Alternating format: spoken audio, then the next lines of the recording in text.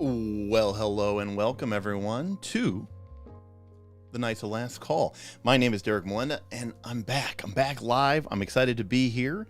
I'm excited that you're here. Welcome everyone. I see Ben is in the chat. Ben, half listening tonight.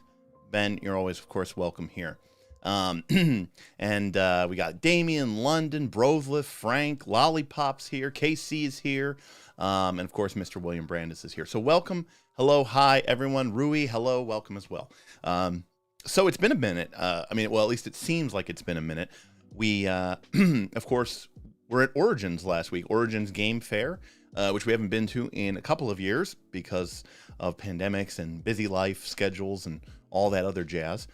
And then this past Tuesday, I was actually really busy at work, so I had taken off a week to go to Origins, came back to quite a bit of work, and I've sort of been heads down all week. So it's actually been a while since we've had an opportunity to hang out and talk, and I'm happy to be here. I'm happy that you're here as well.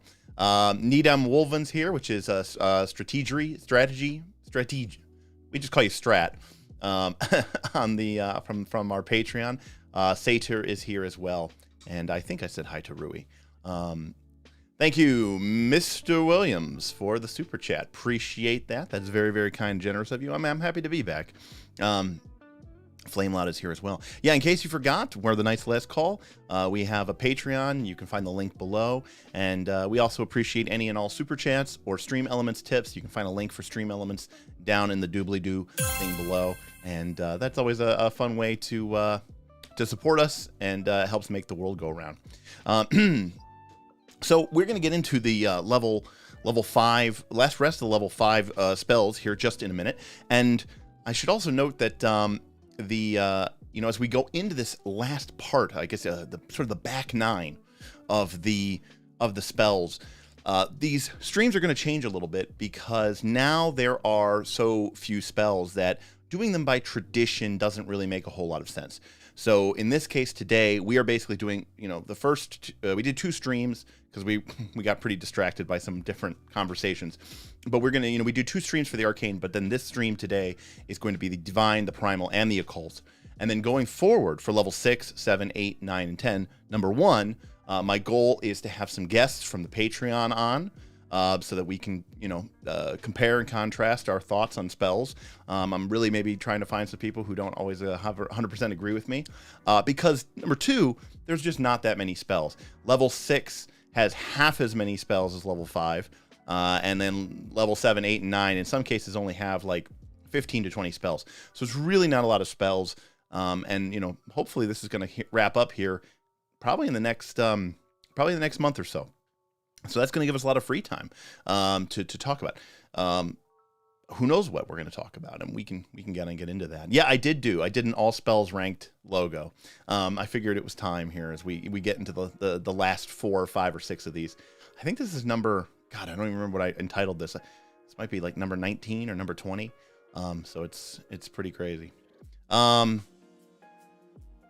Casey, I feel that on the going for a walk for your mental health and large gut. I kind of was at Origins. We did a lot of walking around, and boy, I was like, boy, are my legs tired. Definitely need to get back in shape. And hopefully we're in a world now where that's just a little bit more appealing. Places to go, people to see, and so that's really important for me. In terms of level 5 spells, I think we have about 25 to go through today. But like 7 of them are summon spells, and we historically have almost always given those a quick once over and just put them in the C category. Summon spells are so variable depending on the monsters that are available, and there's a lot, summon spells are okay, they're never great, and they're never bad. They're a little underwhelming because of the power level differential between the spell level which you cast it and the level of the creature that you summon. And so that means like 7 spells are going to basically go straight to C, and we got some good ones tonight to do as well, go through. So, something to consider. Rui asked a question. It says, do you consider all spells that can be upcast or just a few you think are worthy of method?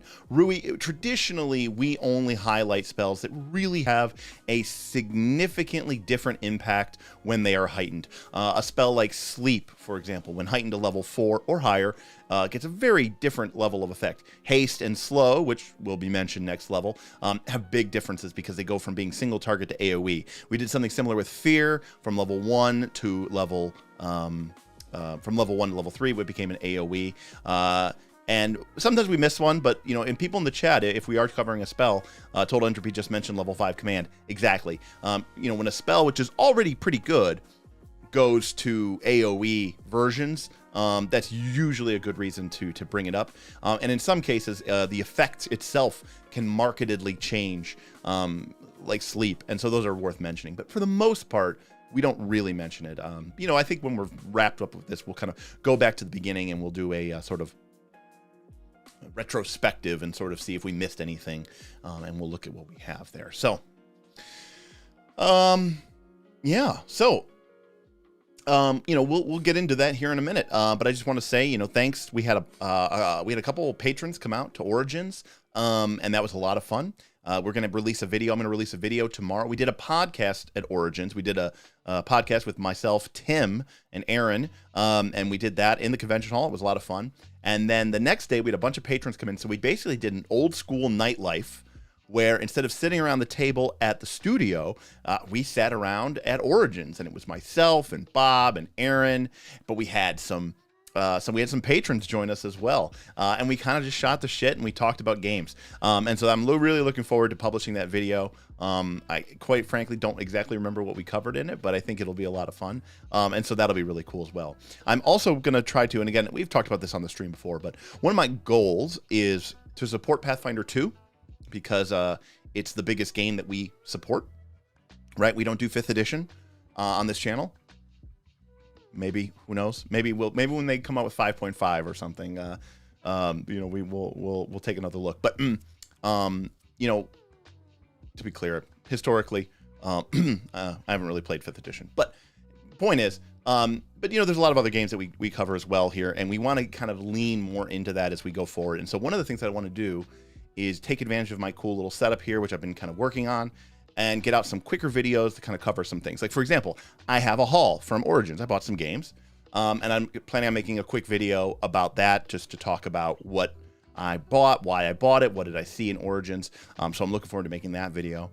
And I'm also, you know, I was unpacking from Origins, and I sort of have a sort of a con bug out bag with games and quick play games that I always tend to bring to conventions. And so I'm going to make a video about that. Like, what are the games that are in my con bug out bag that I can carry around with me? And if someone says, hey, let's play an RPG, we have 3 hours or 5 hours. And I've never played it before. I can whip it out and we can get, you know, we can get talking to it. And, you know, I think that those videos are going to be fun, and those are great ways to put more content onto the page. We were super busy last month with getting the AP launched. I was founding the company as an LLC, and you know, I'm not like a accountant or a lawyer, so you know, some of that stuff is a little bit challenging for me, and took a lot of extra time. So I do want to get back to, you know, I love live streaming, I love talking with you all, and it's quite frankly, you guys are very generous, and the tips that come in are very, very helpful to supporting the show, and our YouTube videos don't typically get that many views, but I do want to create more content, and I want to especially create some shorter content. I love getting together with Aaron and Bob and Tim and talking about games, but those tend to run pretty long. We don't tend to shut up. You know, even when I make a quick clip show, it tends to be 45 minutes or an hour. Night schools are typically over an hour. That can be really tough. You all, you know, you love watching us, you love listening to me, but a lot of people don't. And so we want to try to make some more digestible videos that are like 15, 20 minutes long while still talking about the Knights. But fact is, we've got Pathfinder 2, I feel like, kind of on lock. We've got this spell stream. We've got an AP launch. That was a big deal for me. I didn't like not having an AP running. A lot of my patrons were kind of like, hey, I joined this Patreon because you guys had a Pathfinder 2 actual play, and I liked that we were talking about it. And so it was really important to me to get that Pathfinder 2 launch.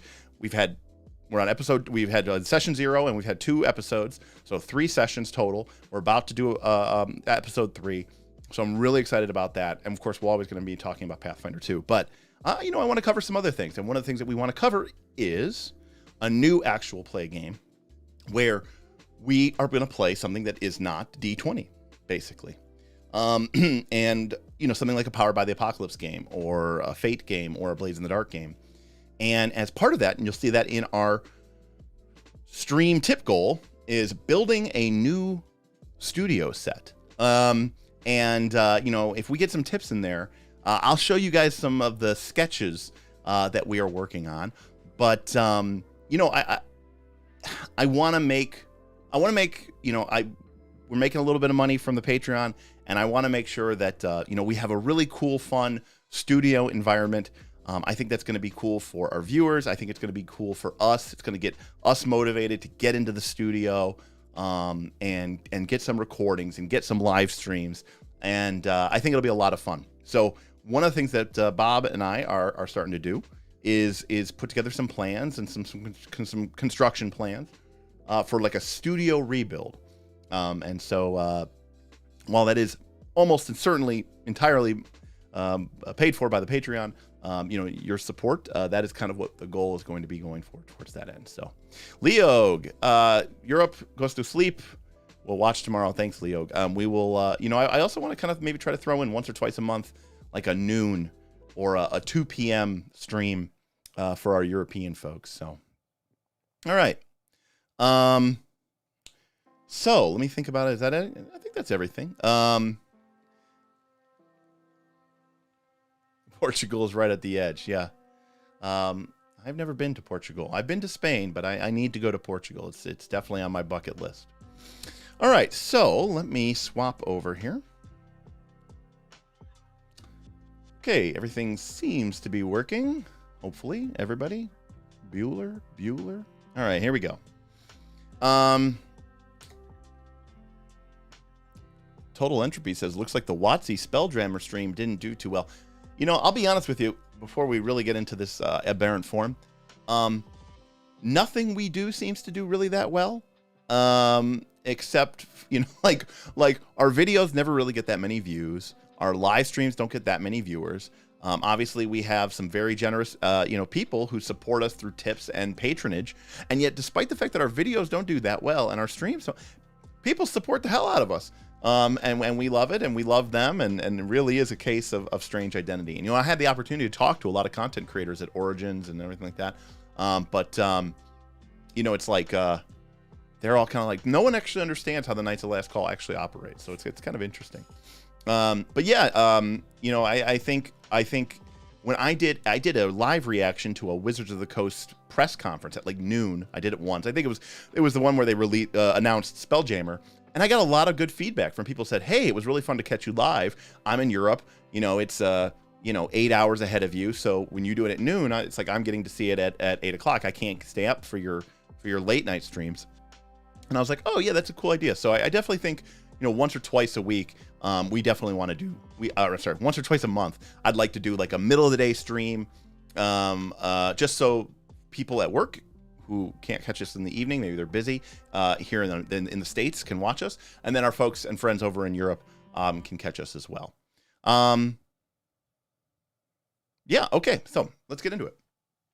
And of course, if you do have any thoughts, comments, or questions specifically, go ahead and type them in the chat. Usually I ask that you put a big capital Q colon or a question colon, just to make it a little bit easier so I can find it and catch it. And if you do feel like supporting the channel and the tip goal, please feel free to use the Stream Elements tip or type !tip, and that'll bring up the link to our Stream Elements page. Let's get into it. All right, so we're going to start off with a Polymorph spell. Overall, I have been impressed with the Polymorph spells. They work. Polymorph traditionally was something that was pretty broken in the 3rd edition eras, and I really, they lock it. It's hard to break them, right? They make it hard for you to cast spells. You're trading in sort of your spell casting power for essentially some martial prowess and a little bit of kind of unique abilities. And we've seen some pretty cool ones, and this one is an occult only. There's actually a couple of spells today that are occult only, divine only, primal only. So we'll make sure that we pay special close attention to those. So here, this is peak bard right here, people. Peak bard. You know, you harness the power of vile entities, and you transform yourself into a large aberration. You know, you turn either into a chul, a gogateth, a gug, or an odiug.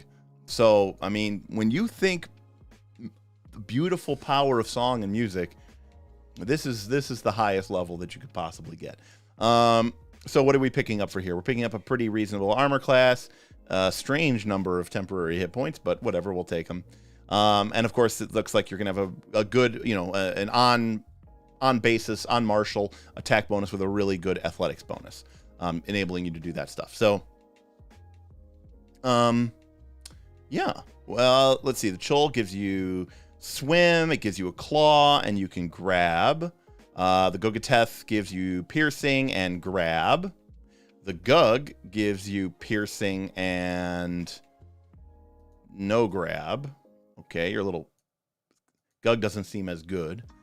And then the odiug is, boy,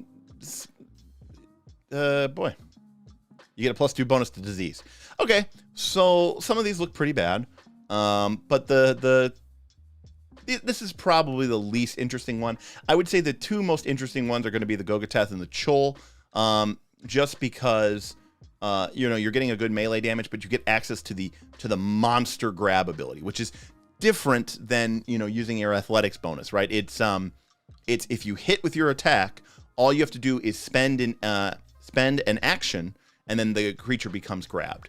And that's actually pretty cool for control. So, you know, if you want to turn into sort of a big aberrant tentacle monster and sort of battlefield control with this power and this form, yeah, and this is going to do it.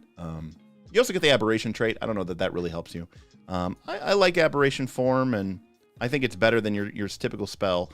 So I'm going to put it at B. Yes, Anthony, you get plus grab. That's correct. You get plus grab. Exactly. So plus grab is great. Jason Bowman. Jason B tipped $10. Listen, in high school, I dated this girl that was in band, okay? And well, it didn't end well.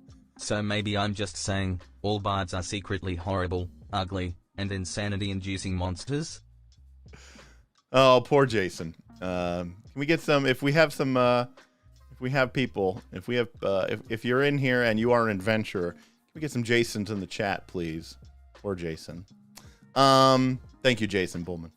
Or, I'm sorry, Jason B. We don't want to make any presumptions here. All right, so Aberrant form gets a B. All right, so our next spell is Abyssal Plague, and this is divine and occult. We've got this is one of the few spells. It took a disease from the nether realm for us to get an evil tag, but here we do. We do have an evil spell, so most of your casters aren't going to be able to cast this, but most of your heroes, PCs, probably can't do it. But you basically touch someone and they make a fort save and they potentially get this disease, which is Abyssal Plague. If they succeed at the save, they take an almost inconsequential amount of damage. Why is this even here? And then they take a -2 penalty to saves against Abyssal Plague for 1 day. So inconsequential amount of damage, and then the next time you target them with it, they get a slight penalty to their saving throw. That's not great. If they fail, they get it at stage 1, and if they critically fail, they get it at stage 2. Again, this is a touch fortitude spell, save, so not so great.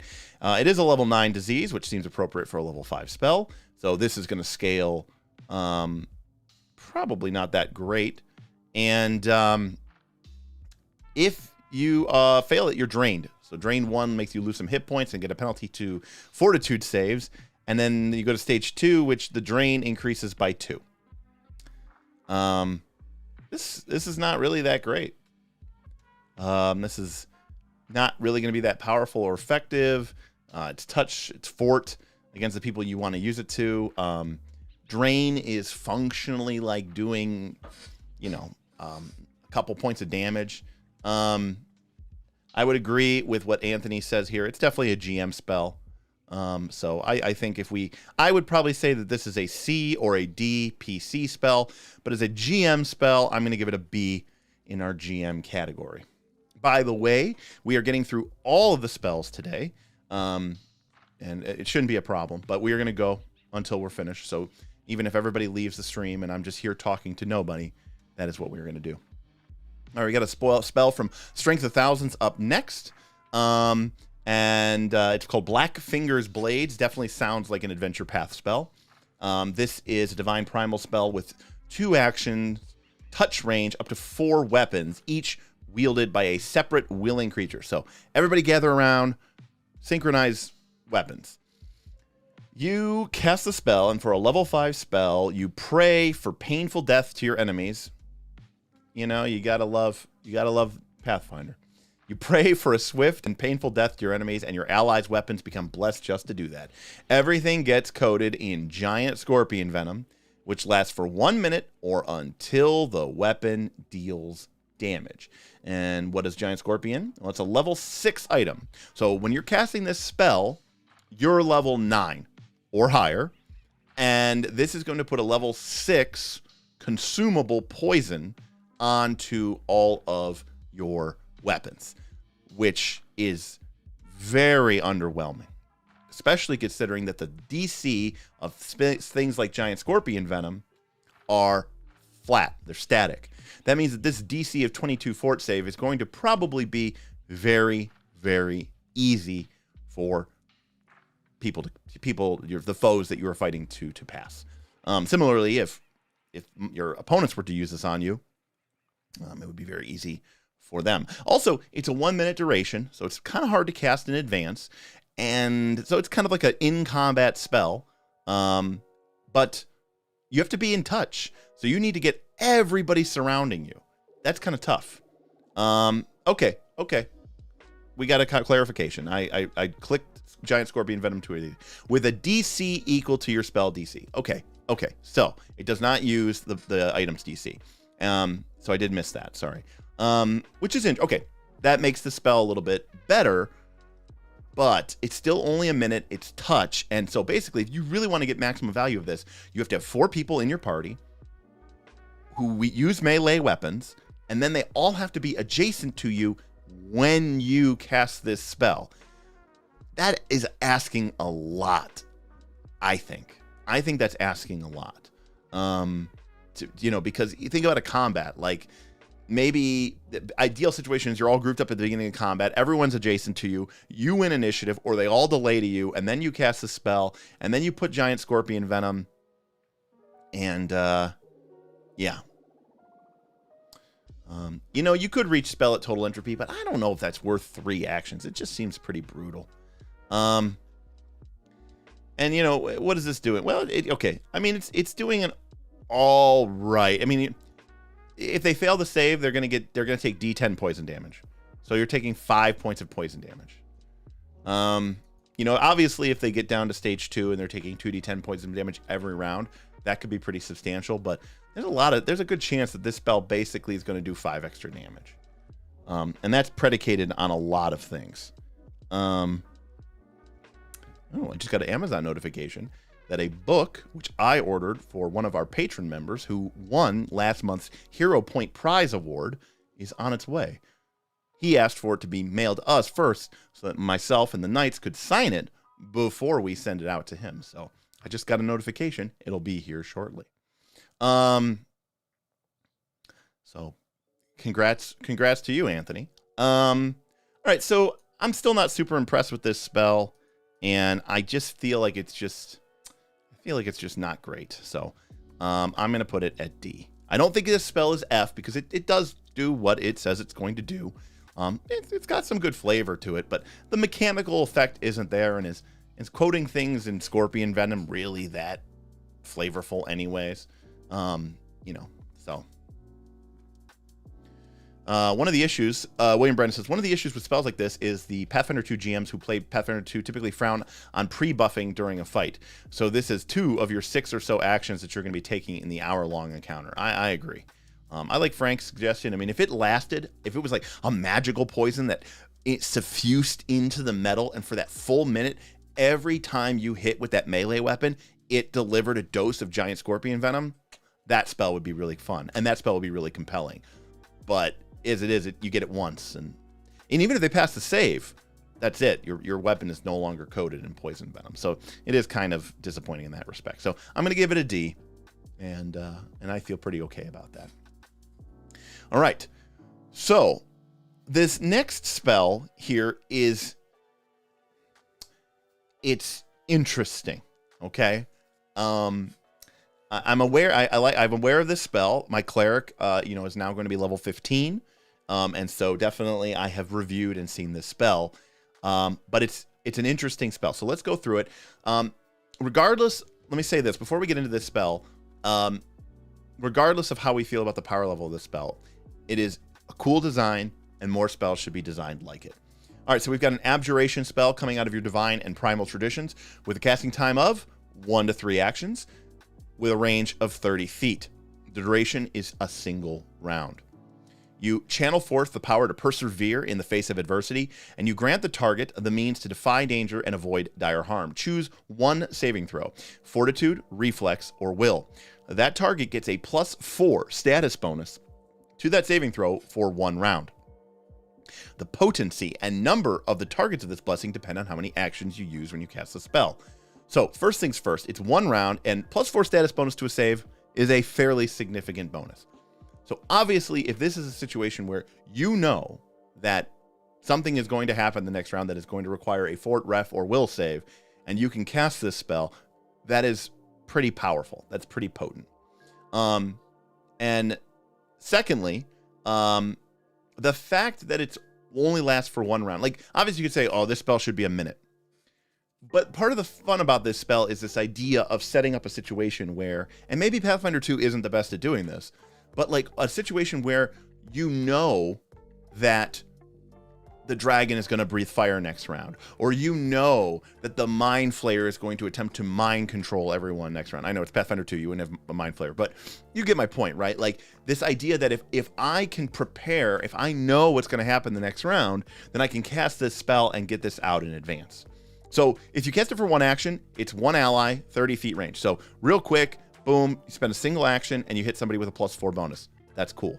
Number 2, if you target for 2 actions, I should say, then it targets you or one willing ally within range, and if they choose Fortitude, they get 15 poison. If they choose Reflex, you give them +15 bonus to speed, and if they choose Will, they get a 15 resistance to mental damage. So again, if you know that it's going to be a poison breath attack from a green dragon, then you hit them with a +4 status bonus to Fortitude save and a 15 poison. That is awesome. If you know that they're about to take some sort of mental onslaught and you can give them a +4 status bonus to will and 15 resistance to mental damage, that's awesome. But if you're casting this spell and you have no idea what's coming next round, then it's useless, right? And then lastly, if you go for the full enchilada, you do it for 3 actions, you get incredible bang for your buck, and it targets you and all allies within 30 feet. And I'm going to assume that you get the benefits of the 2 action as well. At least I hope you do. So again, it's hard for me to judge this spell on power level, but it's interesting. It creates a play pattern, which I think is needed more. This idea of telegraphing spells or abilities or moves, and then having spells or abilities on your character sheet that allow you to sort of play this game of, oh, I know that they're going to cast a fireball, so I'm going to use the 3 action. I'm going to give all of us this massive bonus to reflex. So I think it is a really interesting thing. Now, granted, the problem is that, like, some people talk about, oh, well, you could use recall knowledge. Yeah, but that doesn't necessarily mean that the GM is going to breathe with their breath weapon the next round, right? Like, there's still a situation where, I mean, they could just say, oh, okay, I'm not going to do that. And then you're like, well, I guess I got nothing for this. So again, it's arguably on power level, it would be better if it was not 1 round. I love the idea of this spell being a reaction, but then how do you handle the 1 to 3 actions part? It's fine. I like this spell. I think it's fun. I think it has a lot of versatility. It's very short duration, and I think I'm going to put it at B for that reason. It's fun, and I applaud the design. Okay, so our next spell to me is an easy win. This is Breath of Life. It's a divine only spell. Again, I mentioned before that we're going to get a couple spells which are of a certain category type only. And Breath of Life is just kind of busted. I mean, like D&D, going back to the beginning, was always this very strange game because, in the original game, you died at 0. And yet, the game basically says, the game basically says, hey, it doesn't matter once you reach a certain level because you have raised dead or resurrection, and you can just move on. You can just live. If you've earned getting to level 9 or so, and you get level 5 magic, then you get to earn it. Damien says, I love not acknowledging your super chats. I'm sorry, did I miss one? Oh, sorry, I missed it. You know what it is, Damien? I don't have my headphones on, so I don't hear the ching sound when people get the thing. So I apologize for that. Oh, Burl is just going to cast Fireball. Right, exactly. Burl's going to cast Fireball. He's going to cast Fireball every single round. And, if you can get that in preparation for in advance of that, you're going to be in a good situation. I think it's interesting, though, that the two from Blessing of Defiance, 2 of them give you resistance to damage, and then the Reflex one gives you a bonus to speed. I think it would have been cool if it would have given you some sort of elemental resistance as well, but it is pretty cool, and I definitely agree. Part of it ultimately relies on the GM kind of playing into it, right? There is a soft fudge here.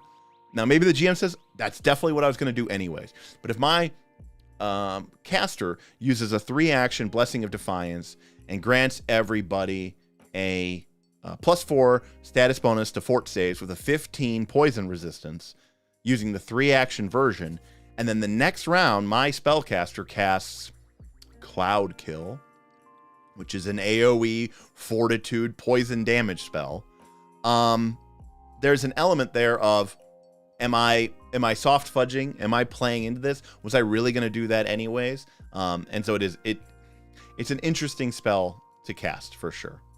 Okay, so Breath of Life. This spell is a reaction, which is incredible. The range is 60 feet, which is greater than you would typically expect. And the trigger is that a living creature would die. If a creature would die, instead you prevent that dying, and you restore them for, not a ton, but a reasonable amount of hit points. Probably not at this level, probably not a ton to get them actually to be able to survive another attack. You can't use Breath of Life if the triggering was Death Effect or Disintegrate, so there are some respects there. This spell is S. I think the question is this spell S+ tier? Once you get this spell, if there's no check here, if someone somehow, some way gets all the way to wounded 3, or dying 3, and then they fail, and then they fail that save, and they would die, you reflex and you prevent it. So yeah, it's great. And then they recover hit points, so they gain the wounded condition. And that's it, right? It's just, once you get this spell, it's very difficult, I think, if you have someone who's capable of casting it. It's divine only, but it's very difficult for people to actually die in your party. So I'm going to put a poll up real quick here, which is going to be the Breath of Life poll. And I think the question really is this S or is this S+? And I'm going to take a drink while I await your answers.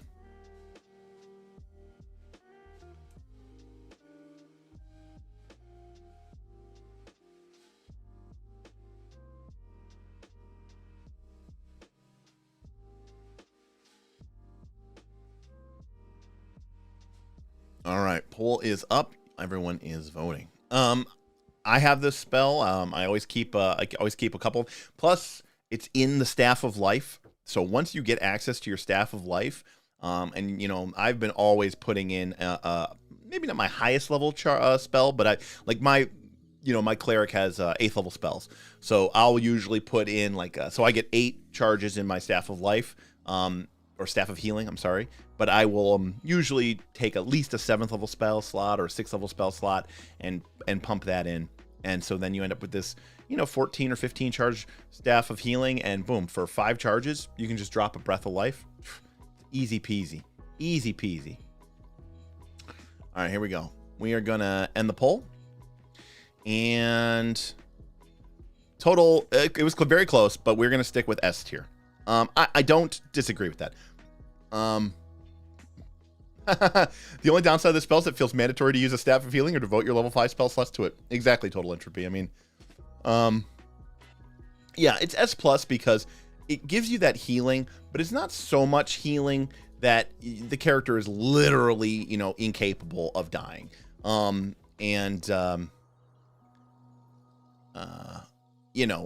think that, a spell like this can create some very interesting problems in a game, right? Because you feel like, hey, I have to have this spell, because if I don't, I'm kind of just being a jerk. But I like S tier for it. Good spell. Cheese says, where's the A option? Because this requires full-on would die. I'm not saying it's bad. I'm just saying if you would ever need it, if things are going really strange to bad.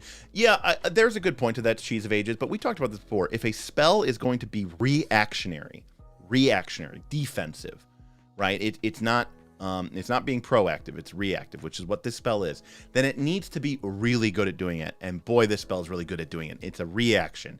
It's 60-foot range. It prevents them from dying. It even heals them on top of that. There's no check. It's just like it does what it does really, really well. And so I approve. I approve of it. Oh, it's very boring, Min Andreas. It's very boring, 100%. But I mean,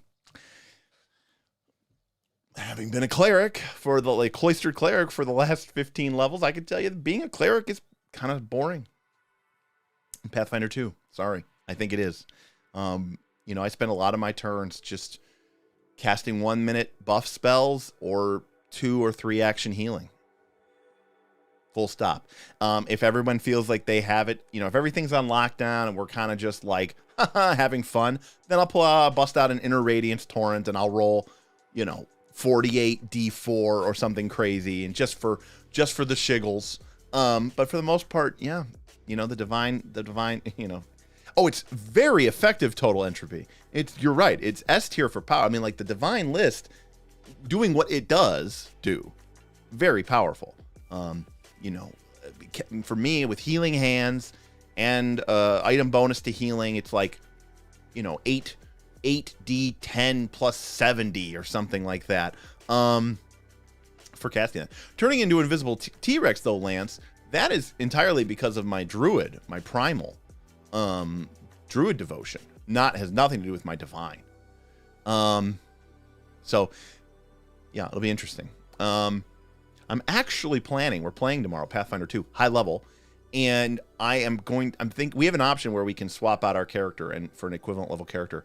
And I think I'm going to bring a fighter. And so just for effect, just to see if it's as busted as everyone says it is, I'm going to make a human fighter who is raised by gnomes, who has champion free archetype, and has dual-wielding gnomish flick maces. Just because I want to see what it really is all about. But I'm interested to see how not having that 15th level cleric or that 13th or 14th level cleric, and not having access to that continual healing ability, how much that affects the actual game. So that's at least my plan. So we'll see how it goes.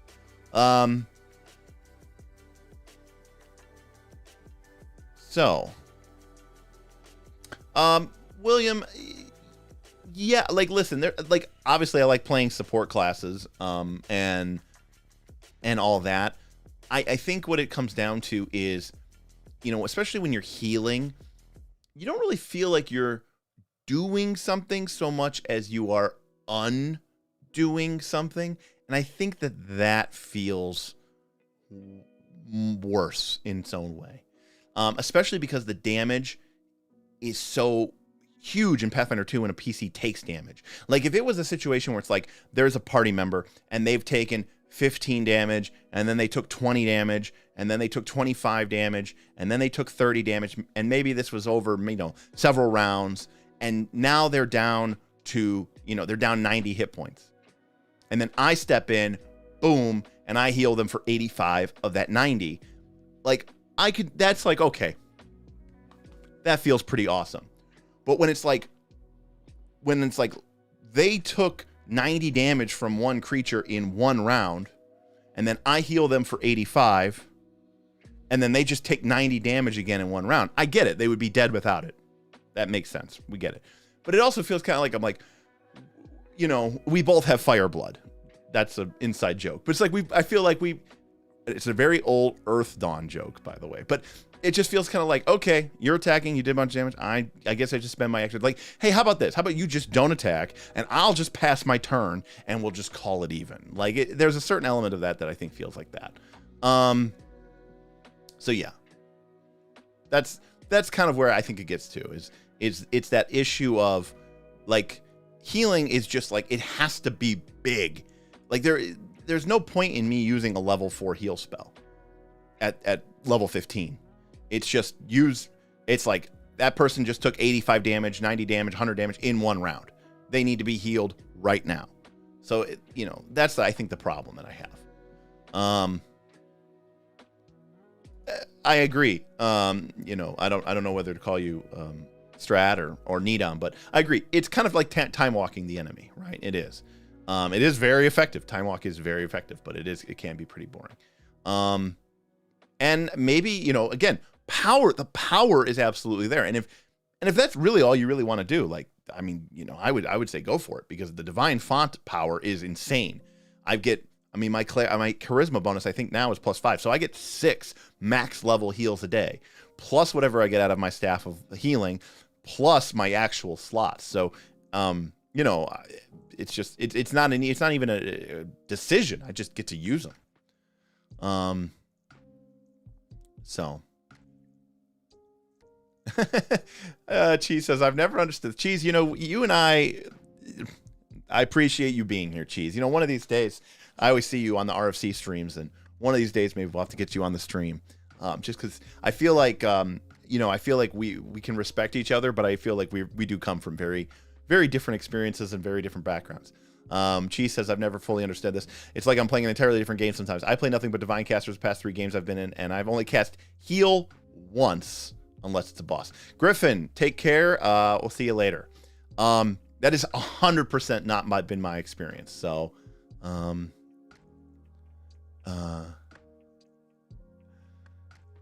I don't know. It's interesting.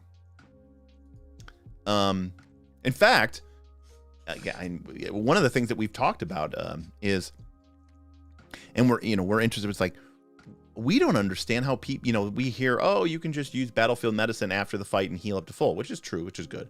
But I'm always looking at these fights. I'm always looking at these Pathfinder 2s, and I'm going, how do people survive without someone chain casting heal?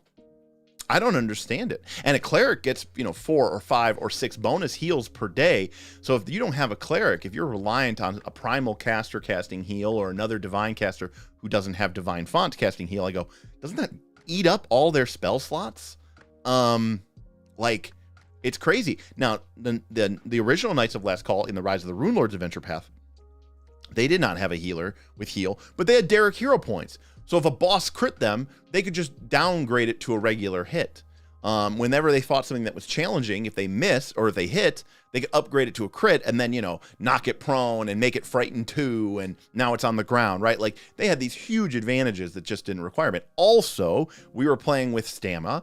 Also, we were playing with, catch second wind, steal your resolve rule. And so a knight could spend 2 actions in the middle of a fight and regain half of their hit points. So obviously, and they still use that. So in combat healing was so critical to that game in its own way, and that was with Derek's overpowered hero points. So and playing another Pathfinder 2 game as a cleric, I look around and I go, if I feel like there are fights where if I didn't cast heal at least 2 of the 3 rounds in that fight, it would have been a disaster. Just dead. Everyone's just dead. Because as soon as one person went down, And then, you know, because even if someone goes down and then you cast heal on them, great, they're not dying anymore, but they're prone. They've dropped all their items. They're on the, you know what I mean? Like now they're wasting actions to stand up. They have to spend more actions to probably pick up their weapons or whatever else they were wielding or implements. So you're basically, they've lost an entire turn.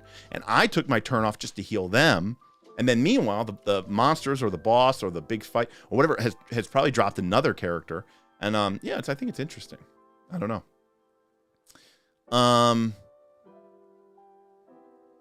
Yeah, interesting.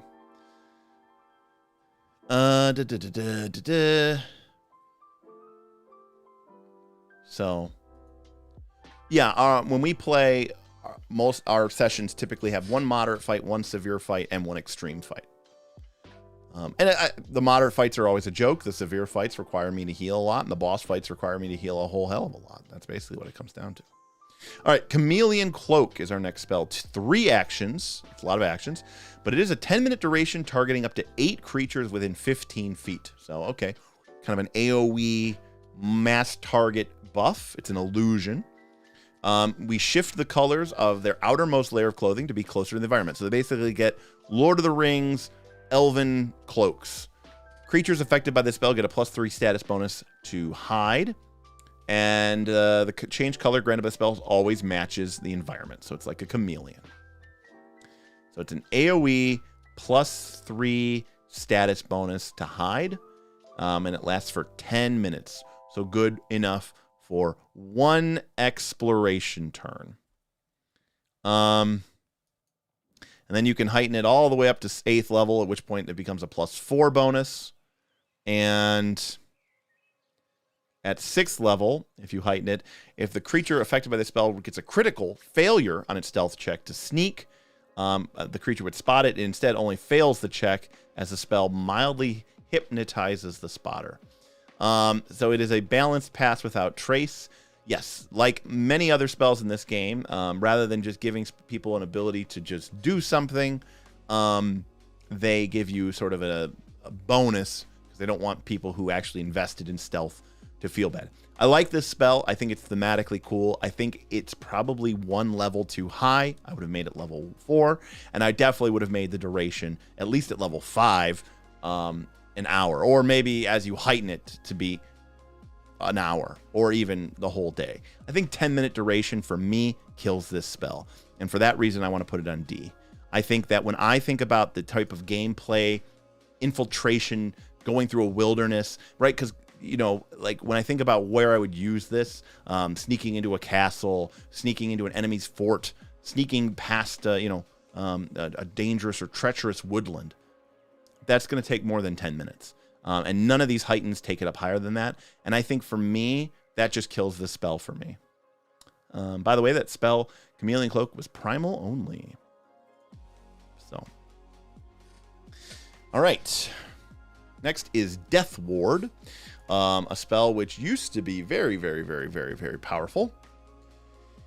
This is, again, Divine, Occult, and Primal. 10 minutes. And you shield a creature against the ravages of negative energy. It gets a +4 status bonus to saves against death and negative effects.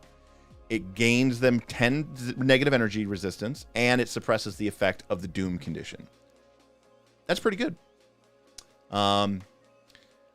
Again, I'd like to see a longer duration, but you're getting a massive bonus to saves. You're getting pretty reasonable 10 resistance to, a lot of people end up with a fire resist ring or a lightning resist rune. Not a lot of people have negative resistance. So getting negative resistance 10 is a nice bonus. And then being able to ignore the doom condition. If you have, for some odd reason, stacked up some dooms, and now you're in the risk that maybe a critical hit that drops you negative would kill you because maybe you're doomed too. I like this spell. Blueberry Detective says, no heighten for multiple people. Sometimes we get a heighten for multiple people. Some things we don't get a heighten for multiple people. I would have liked to have seen this heightened to level maybe 8 for a whole party. But I like this spell. I think it's good. I think it works. I think it plays. It's obviously very niche and specific, but it's pretty good. Restoration at the same level, remove doom. I believe it does. total entropy. I believe it does.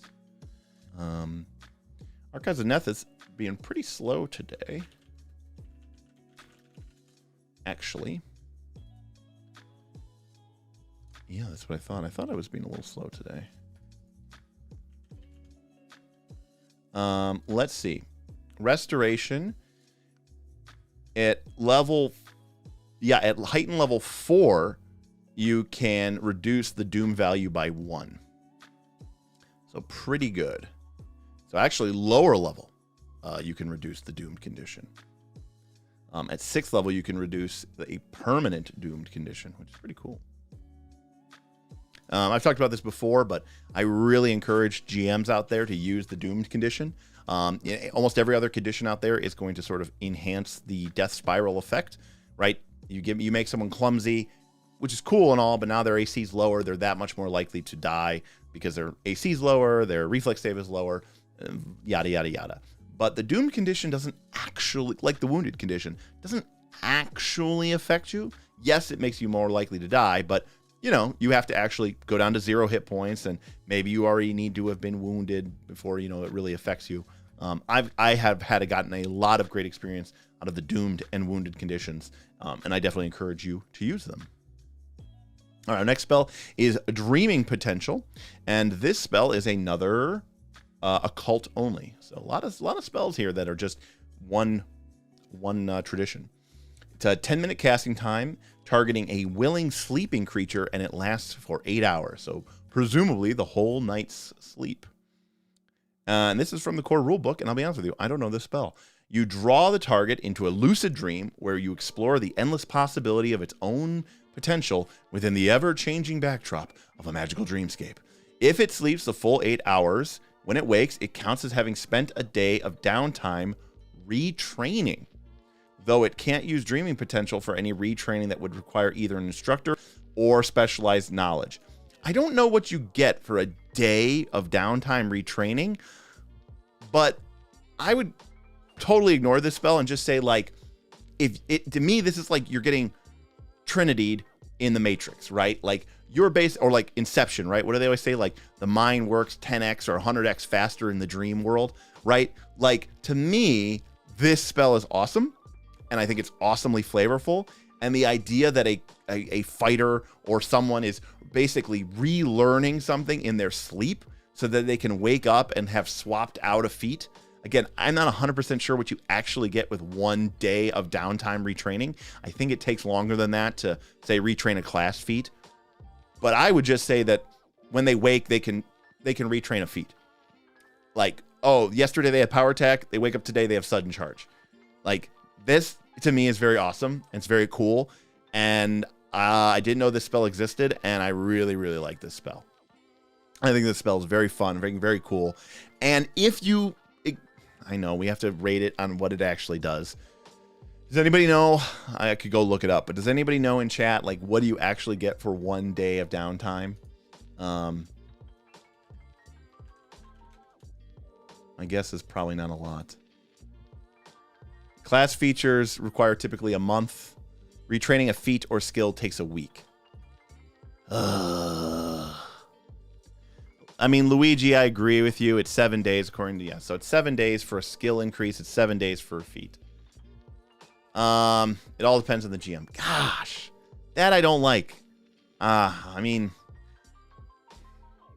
if you wrote this, if this was me, I would say you can retrain a feat, in 1 day.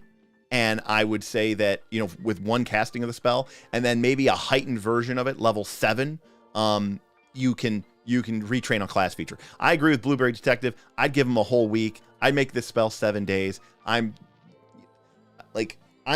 feel bad because I really need to put this at D tier because of it works, but it doesn't work the way it should work. The way that this spell should work is, yeah, right. F is written, A with the proposed change. I don't know about F. I think I would go D as written because it does work.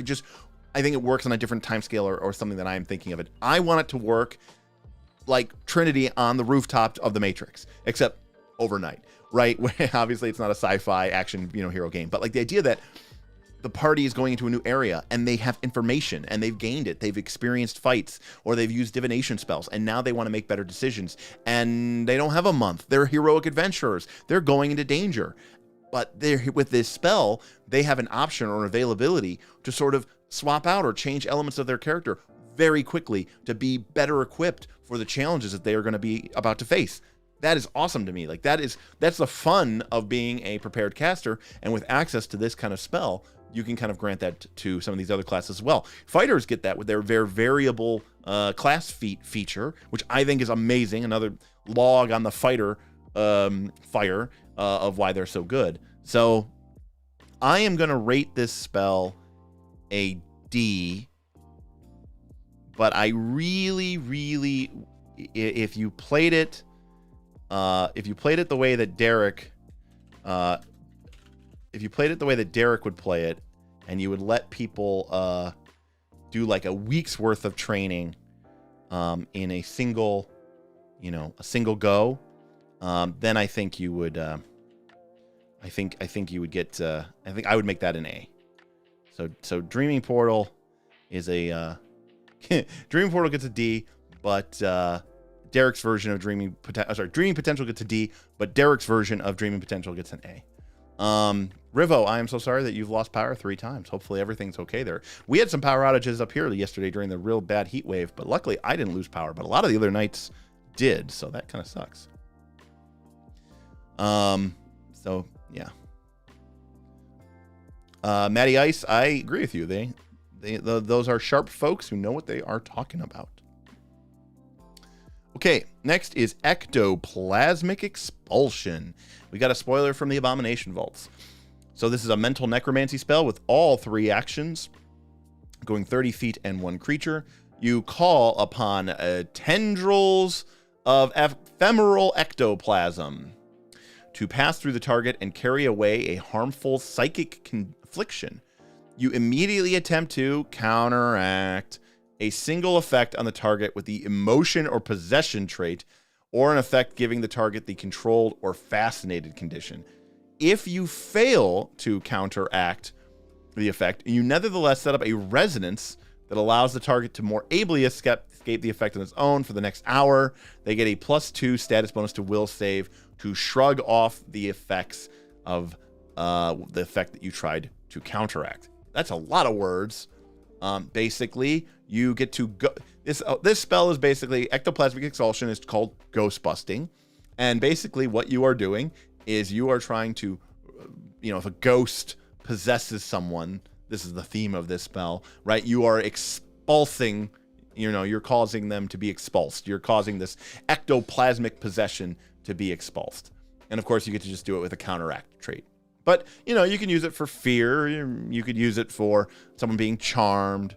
And it is 3 actions. And if it does fail, they get a +2 status bonus to will saves. This spell is a very, very, very limited restoration. I'm sorry, not restoration, but like remove spell with a very, very specific set.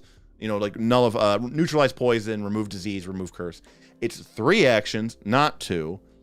And it's very oddly specific about the effects that it can retract. Not saying that those aren't bad effects, but Blueberry Detective, I do not believe restoration does remove those conditions. We should just have restoration stored up to go, huh? Restoration can restore stupefied, clumsy, and enfeebled, an affliction, drained, and doomed. It cannot get rid of those particular traits. Probably an S or A tier in Abomination Vaults, lol. I mean, that is probably a safe assumption there, Anthony. As written, I'm going to cast this spell. Now, you know what? I'm going to cast this spell trying to get rid of someone's possession, and I'm going to make a counteract check, and I could fail, and then nothing happens. But unlike some of the other ones, at least they get a bonus ongoing. And 3 actions does stink, though. But I mean, I guess, no, maybe, you would cast this in combat, right? If someone got possessed or controlled in the middle of a fight, you would definitely want to cast this spell. I'm going to have to put it at D tier. It works. I just feel like it's clumsy it's kludgy, and it doesn't do what you want to do. And it's occult only. Maybe that being occult only might make it a little bit better because occult doesn't get as much of these abilities to remove things. All right, I'll put it to C, just because of it being occult only. Does that make sense? Let me know in chat. Let me know in the chat. Hopefully everyone is doing well and had a great start to summer. I think a couple days is the official start of summer, maybe this weekend. So looking forward to that. We are, I said before if we got some tips, we did get some tips in here. So basically, what I am looking to do is I want to build a studio set, a new studio set. So this is the layout of our studio, by the way.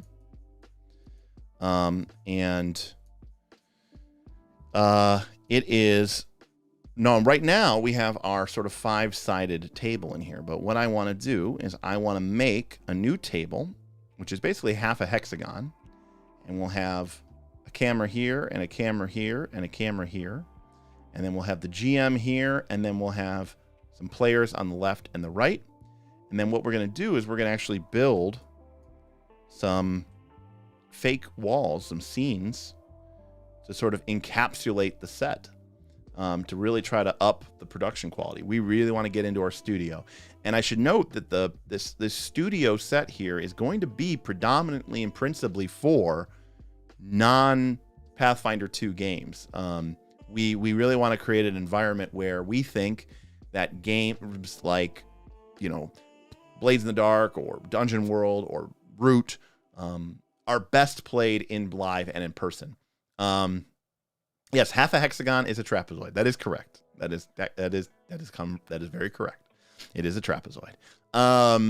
And we really want to kind of explore that space and have a lot more fun with that. And so part of that is us investing in our studio space. And this is something that, again, hopefully ongoing tips will be able to support. But the patrons continues to support us.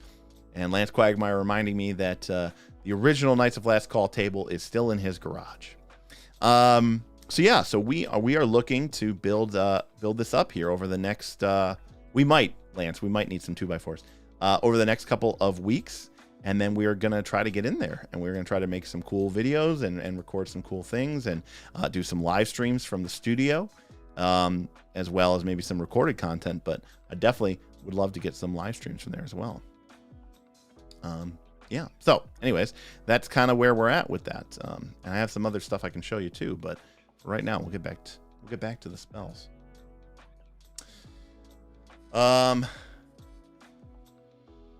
Anthony says, "Wait, won't the players be able to easily see behind a DM screen in that setup?" Well, no, because the DM would be sitting right here, Anthony.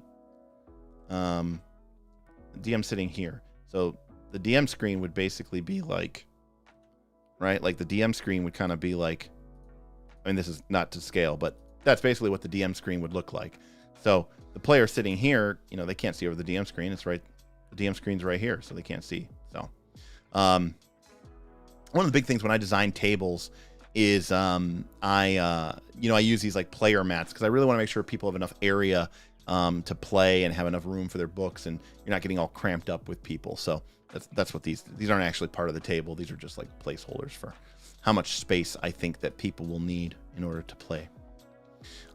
This is not CAD. That is SketchUp, which is free, or at least it used to be free. Now you have to pay for it, but I think you can find the old version, which is not. You don't need to pay. Okay, Flame Strike. This is of course a classic spell, going back to the very, very, very beginning. It's okay. It's a 120-foot range, which is pretty good. It's a 10-foot radius, 40-foot tall cylinder. So, it's not the biggest radius. It's not fireball radius, but maybe having that 40-foot tall cylinder gives you some additional options against flying creatures. And it's a reflex save, as you would expect. And the problem with this spell is that at level 5, a fireball is going to be doing 10d6, and this spell does 8d6. But it's divine. You know, they don't get a ton of options for that.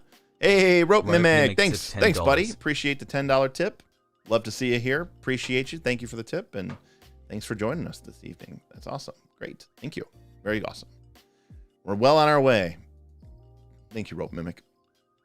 So, divine character, you know, for getting a AoE 120-foot 2-action DD, this is pretty good. Now, my cleric is a cleric of Saren Ray.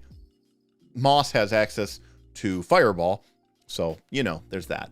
But you do get this kind of neat thing, which is, you know, again, fire resistance is everywhere in the game. It's by far, fire resistance and fire immunity are the most common resistances and immunity in the game. And this basically is half of the damage is divine. And so creatures that are immune to fire, instead of getting the usual benefit of their immunity, can still be hit by this. I mean, they get one save category better, but at least you can hit them with it. And they only get to apply half of their fire resistance. So that's not nothing. I mean, it really isn't. It's not horrible.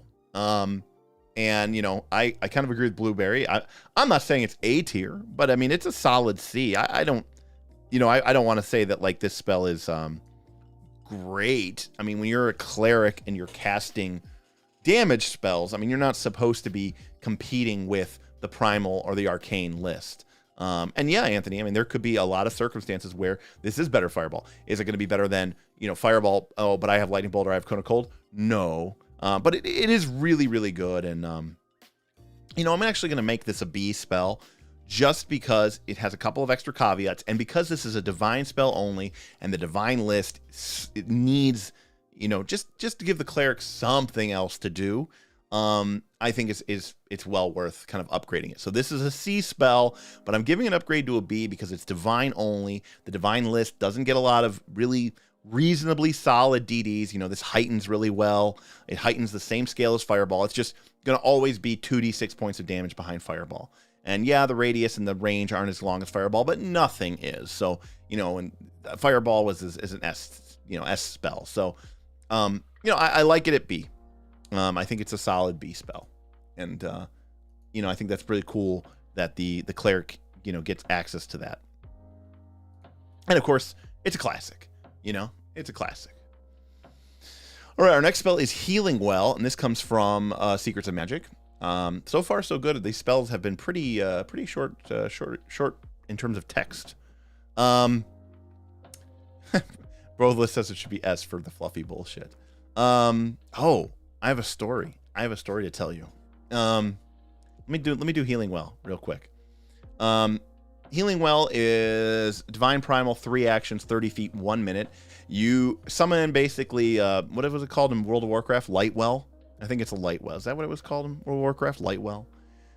You call forth a well of healing that you and your allies can draw from later. The well appears as sort of a glowing disc of light, and at any time during the duration, which is 1 minute, if you or an ally are adjacent to the well, you can tap the well and recover 48 hit points. And once it's been done 5 times, the spell ends, and people can move through it.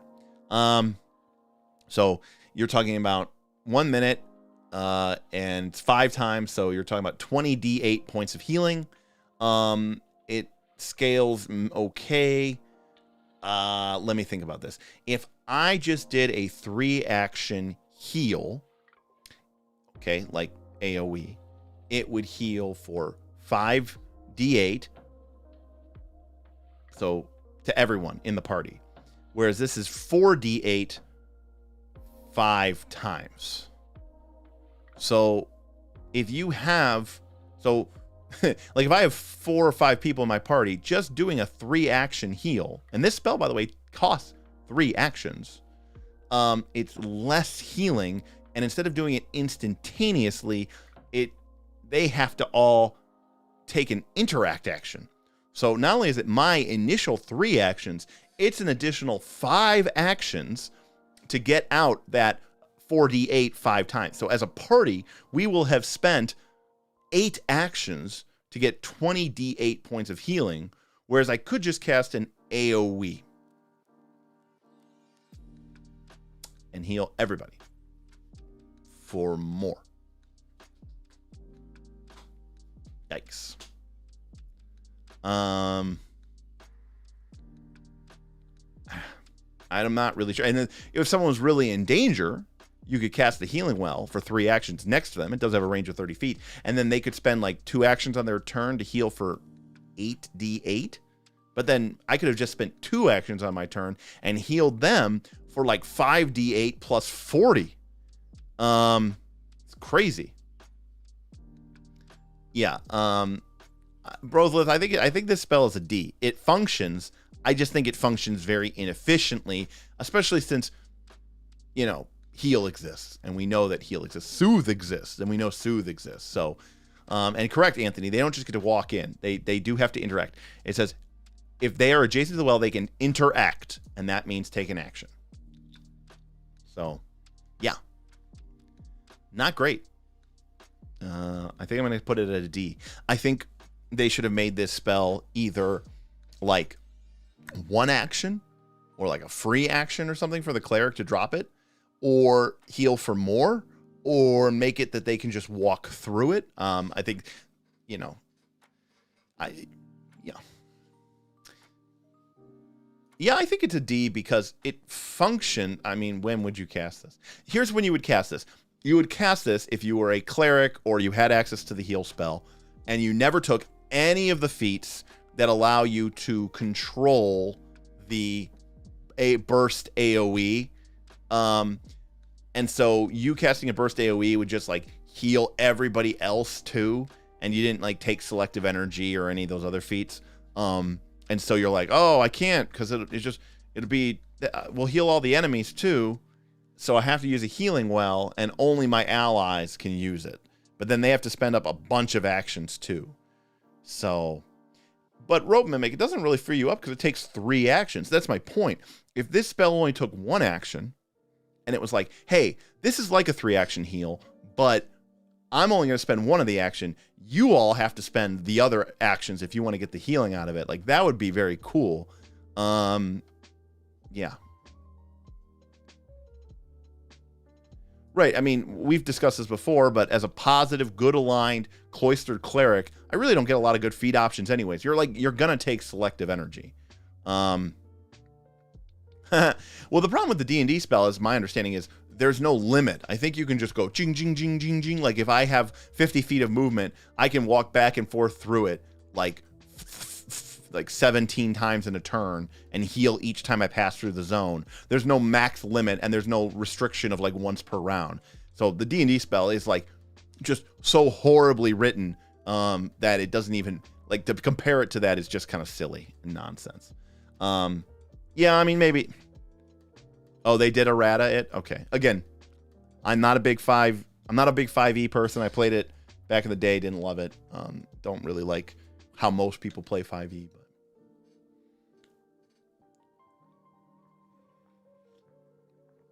I guess I'm still happy with it at D. But it's pretty bad on the D. It's like a D minus. I don't really think most people would ever cast this. All right.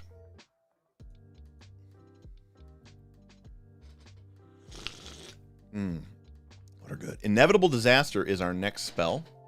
And this is a Curse Divination Prediction spell. 2 actions, Divine and Occult, 60 feet, 1 creature, fort. So it's an interesting combination of tags there.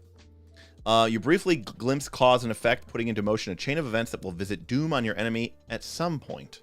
Though you're not quite sure when or how that doom will occur. But some kind of strange accident occurs 1d4 rounds later, dealing 55 damage to the creature with a basic fortitude save. This happens regardless of where the target is located at the time, even if they travel to another plane. The GM should roll to determine when the damage occurs and determine the form of the accident as well as the type of damage it deals. For example, it could be bludgeoning or piercing or whatever, depending on it. And then you heighten it and it goes up by 10 damage. Wow, what a weird spell. Oh, Rope Mimic says, I thought we got a story after the healing well. Okay, yeah, you're right. Let me get to it. Let me do it. I'll do it after Inevitable Disaster. I'm sorry. Heyo. We got Reaper Grimm in here with a big time super chat. I think this edition should have done with Bard what it did with the Paladin. Rename the class and make Bard a subclass. Make it the Scholar or the Storyteller. Then Bard having Occult would feel better flavor-wise. I agree. Matthias tipped $10. Your content, especially Rise of the Rune Lords, inspired me to move from 5e to Pathfinder 2e. I originally started with Pathfinder in college and it's good to be back. Hey, that's cool. Thanks. I appreciate hearing that from you, Maddie. Thank you for the tip. Thank you, Reaper Grimm, for the super chat. That's awesome. Yeah, I mean, we were playing Pathfinder 1 for a very, very long time. We dabbled into 5e and it just didn't grab our attention. So we actually ended up going back to Pathfinder 1. But to be completely honest with you, what we really did is just play a bunch of other games. We played Mutants and Masterminds. We played 13th Age. We played Fate. We played Blades in the Dark. We played Scum of Villainy. We just played a ton of other games, really until Pathfinder 2 came out and said, okay, like, that D20 bug is sort of scratching us. Let's kind of get back into it. And then we've been playing that. But that's awesome. I'm happy to hear that. The Rise of the Rune Lords campaign was quite a roller coaster, and it was a lot of fun. So I really appreciate that and really appreciate that tip. So thank you to Matty Ice for that $10 tip. And going back to Reaper Grimm, what he had said, I agree with you completely. I think sticking the Bard with the Occult tradition is one of my, it works. Mechanically, it works. It doesn't really actually matter. I get it. What is a Bard? It's not even a real thing. We're talking about magic, fairies, dragons, and elves. So it works fine. But for me, it just does not deliver the sort of narrative, sort of fictional, mechanical, mechanical interface that I really want out of the game. And it just doesn't do what it does. And I agree with you. The Champion is a cool way that they took the Paladin concept and said, yes, but we can apply this to multiple alignments. And I would have loved to have seen them do something similar or different with the Bard. And I think your suggestion, Reaper, is a pretty good one. I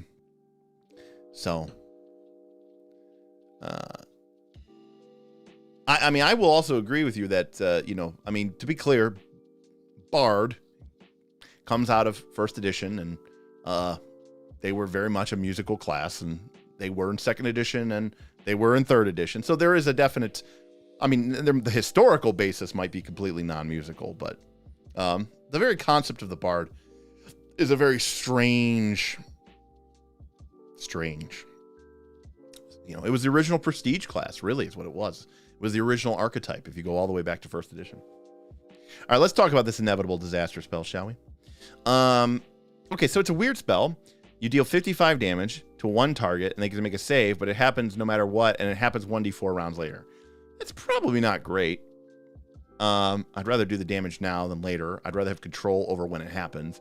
And 55 damage is, I feel like being annoying here. 55 damage is equivalent to 15d6. So it's a pretty decent amount of damage. And they can't escape it, but it could happen a little bit later. And I guess it's kind of funny from like a curse, like not funny, but like it's a cool narrative, a mechanical effect. Like you are predicting that something bad is going to happen to them, but you're also kind of making it happen to them. It's kind of like a luck alteration power. And it's interesting. I don't know that it's great, but it's interesting. We'll give it a C. It's pretty high damage, 55. Like I said, it's equivalent to about 15 or 16 d6. So it's a reasonable amount of damage.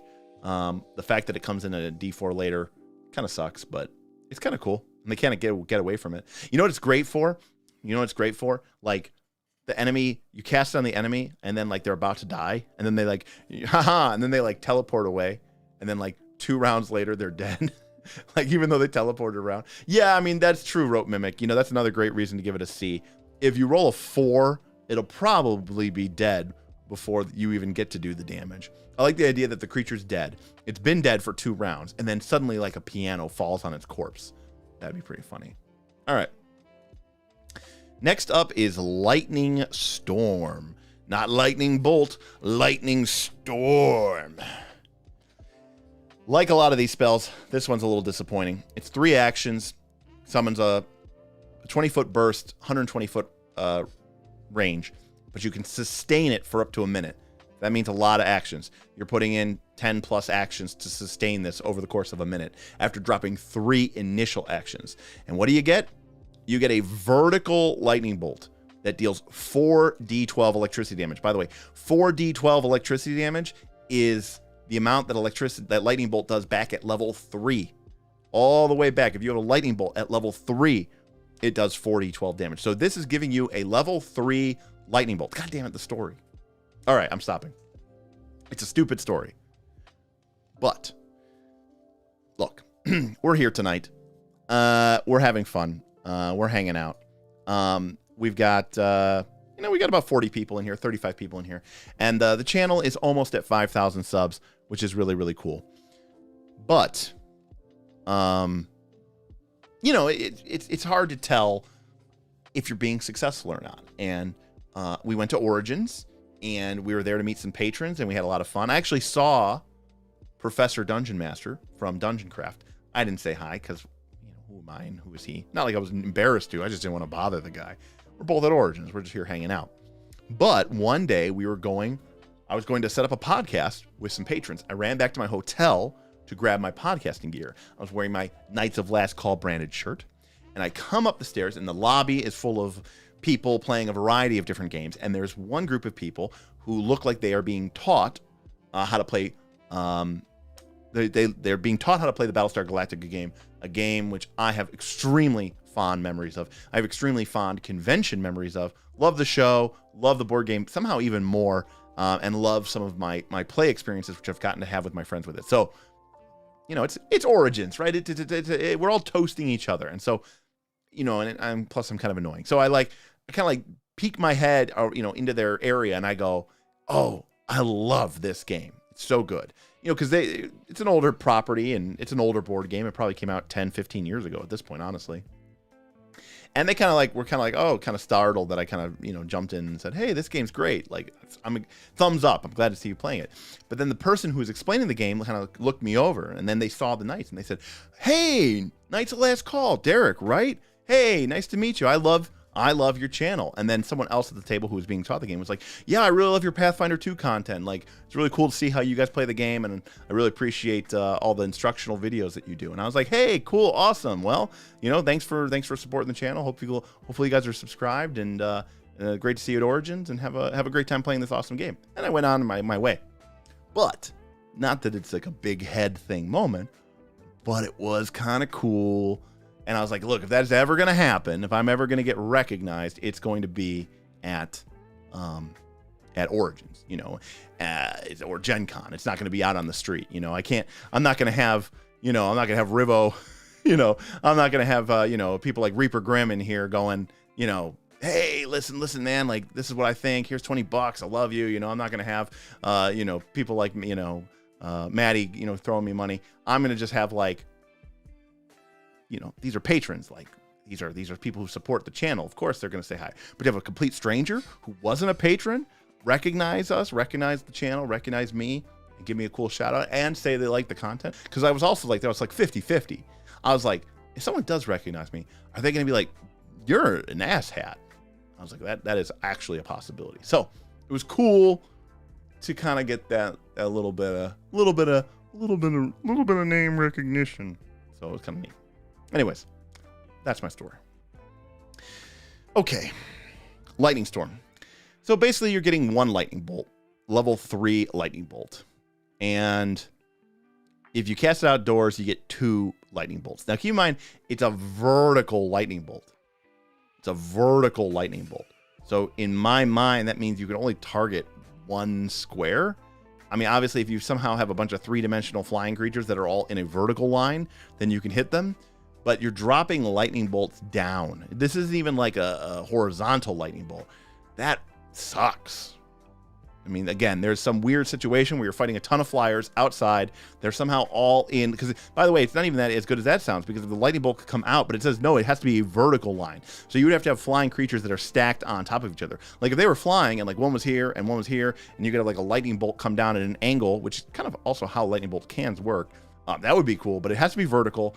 You're targeting one person. You're spending 1 action, a turn, to cast a level 3 lightning bolt.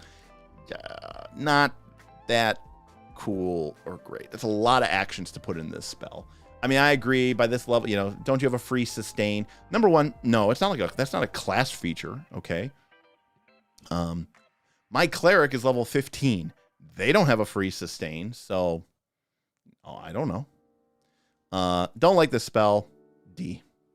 It works, it does damage. I mean, yes, in theory, if you just cast it and somehow sustain it for, 10 rounds, it's and if they move out of the area too bad, okay. You'll win. I'm gonna put it in F. Sorry, Lightning Storm. It wasn't even that good, to be honest with you, in Pathfinder 1, so I'm not too hurt about it. Okay, Mire Cloak is next. It's an uncommon. This is from Strength of Thousands, so a little bit of a spoiler alert here. This is an uncommon spell because it comes from an AP, and it's a divination. Divination mental spell, 2 actions, 30 feet, 4 targets, up to a minute, 1 fort save. You wrap them in sickly green shrouds, the Mire Cloak, that sap information from attackers. They get +1 bonus to AC status, which is not bad. Status bonus to ACs are very hard to come by. The protection spell grants it, but it's a very small bonus. And then you also get it from your circle of protection spells, but that's limitation. It's an emanation. It can actually be really tough. Divine Aura gives it to you as well, and I think it's a +2 status bonus. So a +1 status bonus to 4 creatures for up to a minute is pretty reasonable. And they also get a +2 bonus to stealth, but only if they're in the dim light. Again, kind of a meaningless throwaway bonus, and it's for flavor, not really for effect.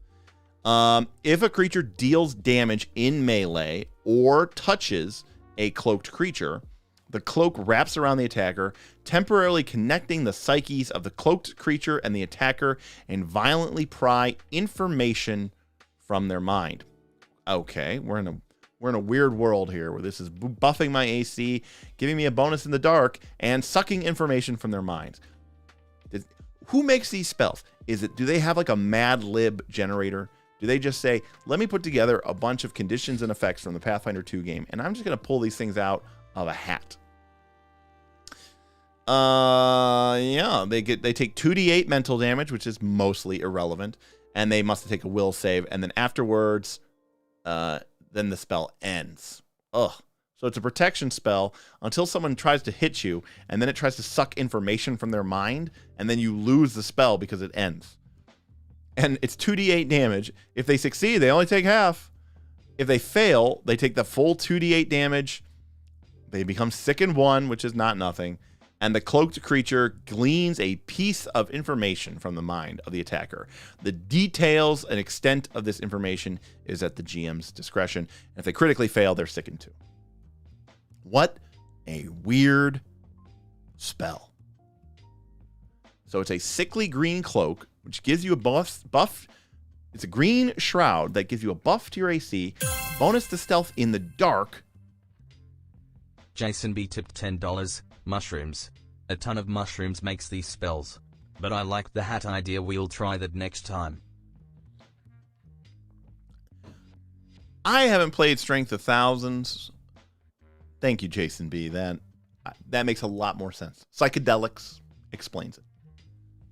I think pulling out of a hat might actually generate more usable results.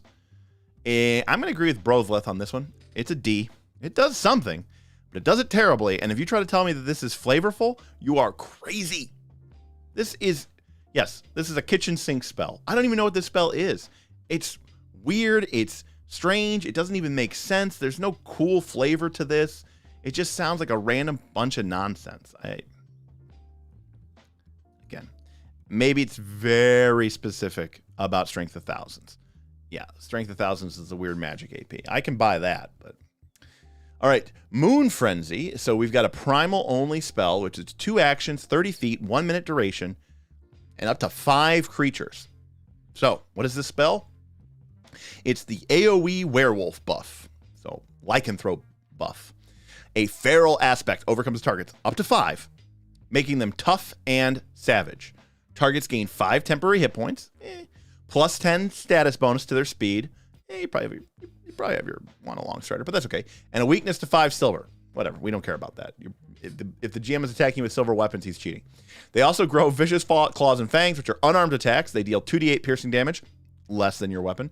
The claws do 2d6 slashing damage and have the agile and finesse traits. The target to use their highest weapon or unarmed attack proficiency with these attacks. Okay, never mind. And they get weapon specialization and greater weapon specialization. They add this damage as well. On a critical hit, the creature struck takes 1d4 persistent bleed damage. But the targets cannot use concentrate actions unless those actions have the rage trait, with the exception of Seek. A creature can attempt to end the spell's effect on itself by using a single action. So arguably, it's 5 willing creatures. So I was like, is this like a debuff? A creature can attempt to end the spell's effect by using a single action, and they have to make a will save. And if you're in the light of the full moon, you grow by 1 size, but doesn't seem to do anything else. It increases the reach of a medium creature by 5 feet.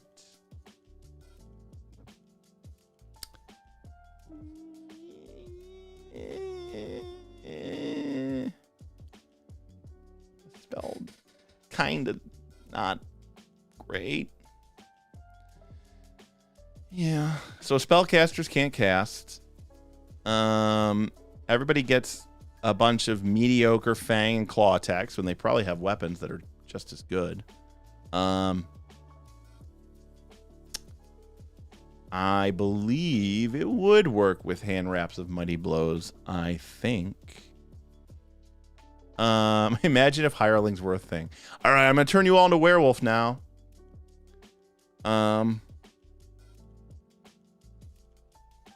So some temporary hit points, a speed buff, and bad damage compared to weapons. That is about right.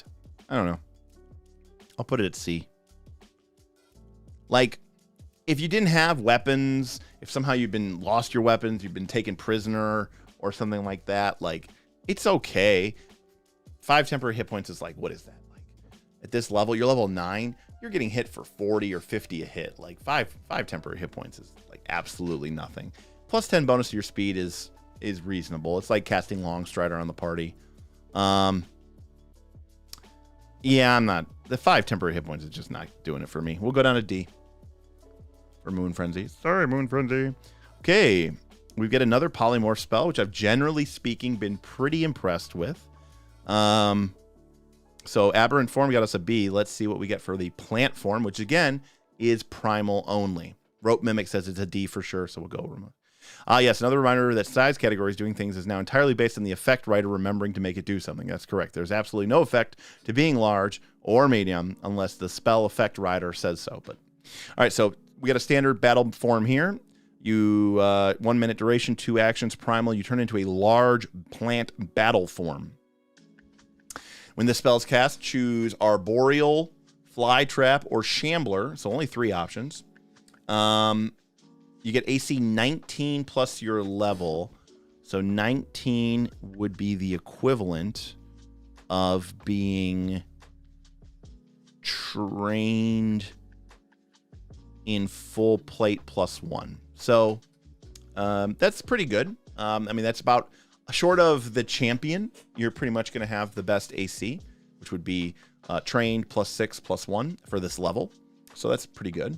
You get 12 temp, 10 resistance to poison, low light vision. Again, you get a reasonable attack modifier with a damage bonus to make you somewhat competitive in combat. And you get an athletics modifier of plus 19. And what do we get for this? Well, you get 15-foot reach with this arboreal form, doing 2d10 bludgeoning plus the 11 damage bonus that you get from the spell. So that's pretty good. Oh, no. Apparently, I'm being notified that we're getting bad speed or bad internet. Hopefully, this buffers out. So that's pretty good. Notice that you can still speak in this form, but you cannot cast spells. So even though you can speak, you still can't cast spells. Okay, noted. The Fly Trap gives you very slow speed, but you get resistance to acid, and you can grab with the Fly Trap form, which is cool. Which is very cool. And then lastly, Yeah, sorry about that. Just warn me.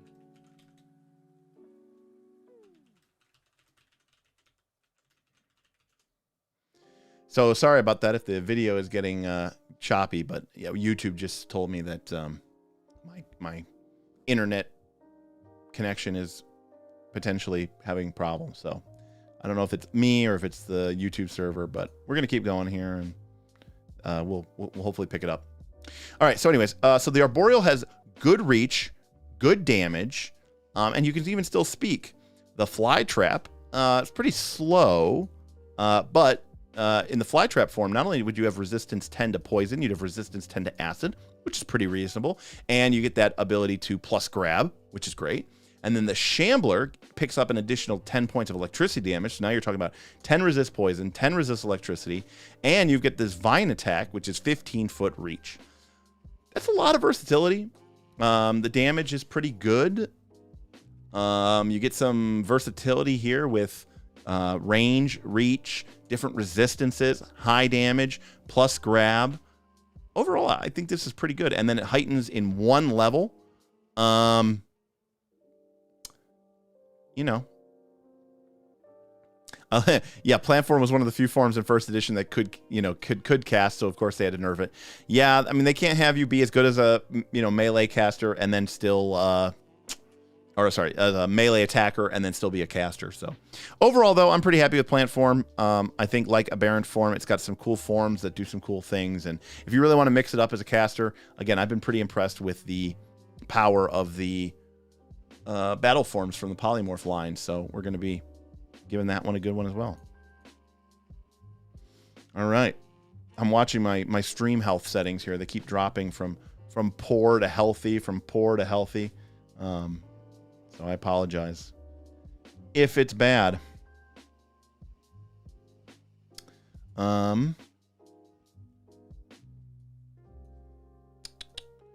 that sucks. All right, well, we're going to keep on keeping on. So our next spell is Portrait of the Artist. Yeah, let me know. I mean, if it's really bad, we'll give it a few minutes. And then we'll give it a few minutes, and then we'll maybe, if it doesn't get better, we'll shut it down. So, unfortunately.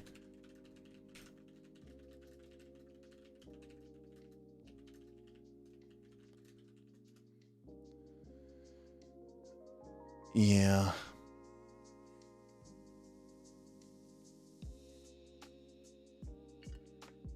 Yeah, I don't know. Sorry, guys. I apologize. The stream is definitely struggling mightily. All right. Well, here's what I'm gonna do. Yeah, YouTube is telling me that that the stream quality is crap. Is telling me the stream quality is bad. So here's what we're gonna do. I am going to. All right, everyone's telling me it's maybe fine. I don't know. All right.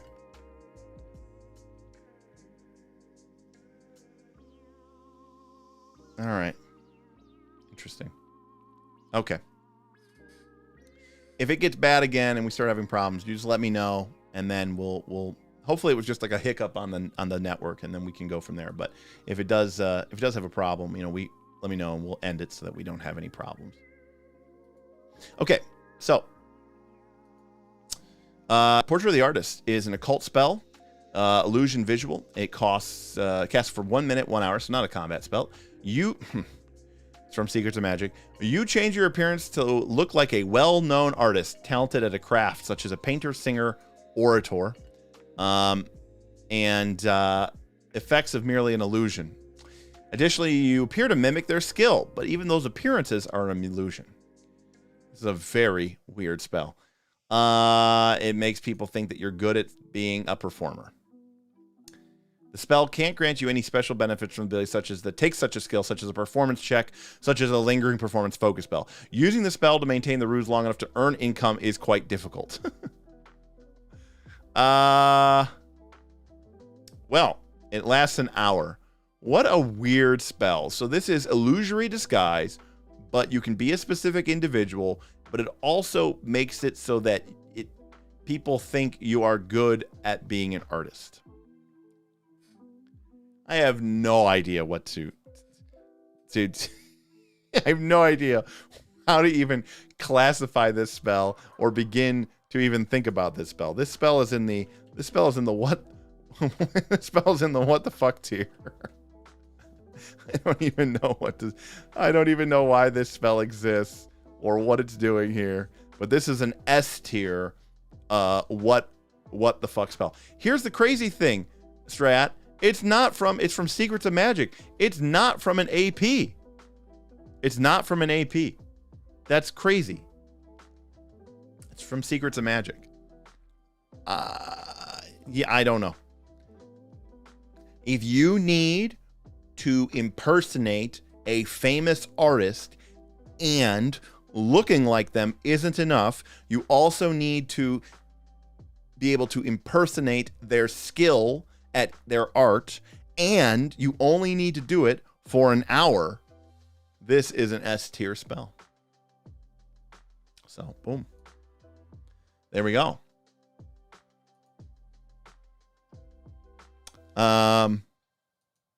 New category. All right. How else do you grade that spell? Yeah, I don't even know how you grade that spell. It's so bad. I don't even want to call it F tier, because like an F tier spell, I look at it and I go, okay, this spell was trying to do something and it just did it very badly or missed the mark completely. This spell is so incredibly niche that I can't even grade it on an ordinary. People are just saying, please send it to F. By the way, anyone who's watching this on YouTube later who wants to come for me like you do, and you know who you are, by saying, I hate everything, and I just want to make sure you're reading the chat when you're giving me that comment, and you look at my chart. I tried to give this thing an S tier. I tried to give Portrait of the Artist S tier, but my chat came on me hard and said, this is an F. All right, it's an F. I mean, obviously it is an F, but all right, Ravening Maw is from the Extinction Curse spell, but it's evil. So it's an evil spell. You can't actually use it. It's evil healing, because that's a thing. It's 60 feet. It targets a creature. They make a will save, and it lasts for 3 rounds. You invoke Zevagevebebs, Unceasing Hunger, and put it onto a target. They become overwhelmed with cannibalistic hunger, and now can eat the flesh of the fallen. This is from the Clown Adventure. What the hell? Why do I have all these rules about eating bodies and cannibalizing dead creatures? I don't want to do this anymore.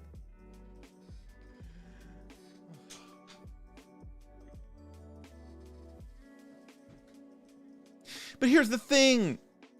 K-Swiss deck. Horror clowns are a trope. So why doesn't the horror clown just do it? Why do I need a spell that makes someone else do it? For 3 rounds, by the way.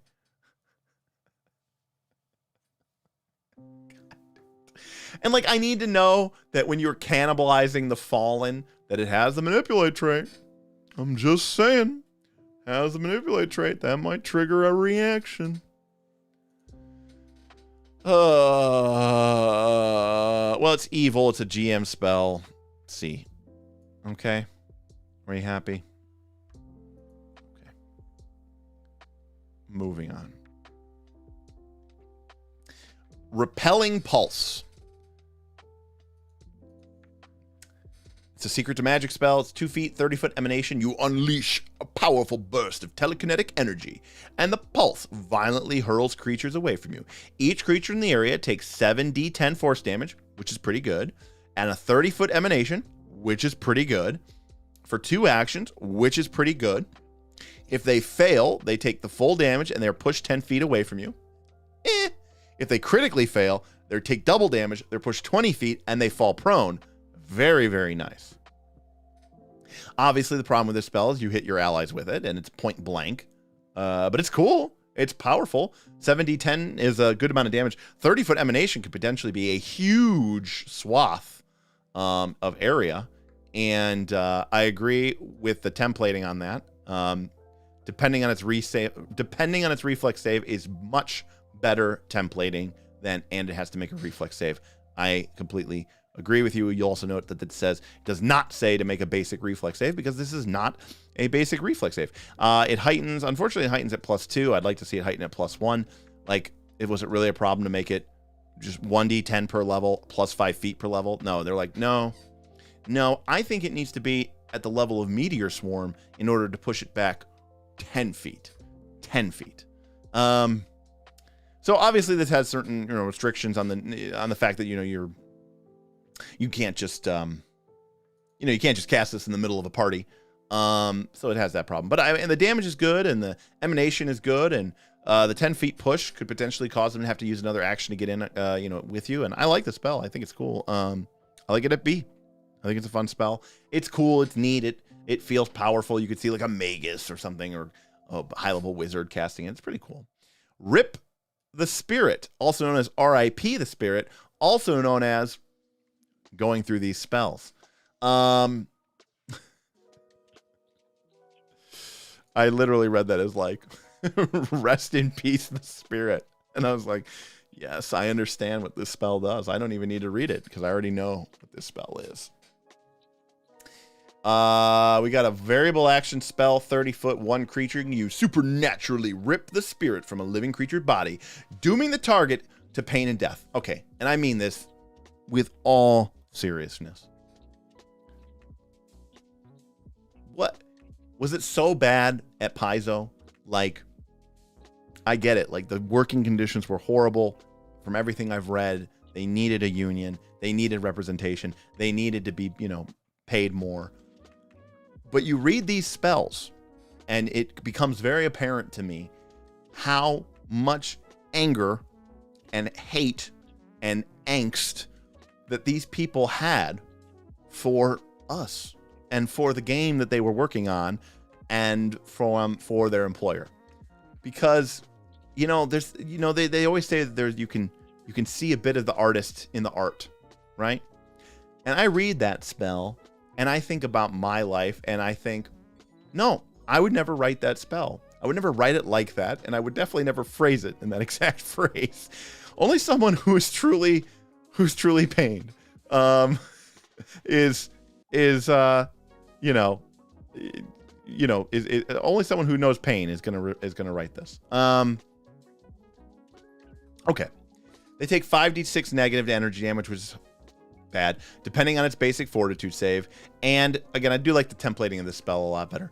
And it's drained 1 if it fails a save. Okay, the spell's effect, it depends on how many actions. For 1, it targets 1 creature in range, so 5d6 damage, and they're drained 1. 2, it targets 1 living creature, and it's 10d6 damage, 3, all living creatures, 30-foot emanation, and I'm going to assume it's 10. Maybe it's not 10d6 at 3. Maybe it's still 5d6 at 3. Yeah, the damage here is not that great. It's divine and occult, which I guess is something, but how is this, by the way, not evil? How is this spell not evil? You supernaturally rip the spirit from a living creature's body, dooming them to pain and death. Dooming them to pain and death. This is not an evil spell. F. Flavor, fail. Flavor, fail. Number 1, the spell isn't that great. The damage is unimpressive. It's single target and the range is shit. But also, how is this not evil? How is this not evil? Why does this have the death effect? It doesn't kill anyone. I get it. If the creature dies with the death effect, it just dies. Horrible. Disappointed. Isn't this just harm? I get that murdering people is not evil, but there is a difference. We understand that there's a difference. Like in the United States, which has capital punishment, right? Like, you could put someone to death, and you are, from a certain point of view, by the way, yes, Anthony, I was like, isn't this just harm? You could say, well, you're murdering them to a certain extent, but there are different ways you could kill people. You could slowly crush them with boulders, or you could give them lethal injection. You could, firing squad. You could long drop hang, and they're dead, but they're dead instantly without suffering. This spell is fundamentally horrific and terrifying, and the fact that it is not evil, it blows my mind. Dooming the target. Also, they're not even doomed. How are you going to use the word doom? Means something in Pathfinder 2, and you don't even put the doom condition in the damn spell. And it's just harm. And it's bad harm. Oh my god, we got the shadow spell. Oh, not bad. Shadow Blast. Oh, we talked about this on the Discord a little bit the other day. Shadow Blast. So I didn't think this spell was that great, but there was a debate about whether this spell was great. It's 2 actions. It's divine and occult. So noted, it's not primal, it's not arcane.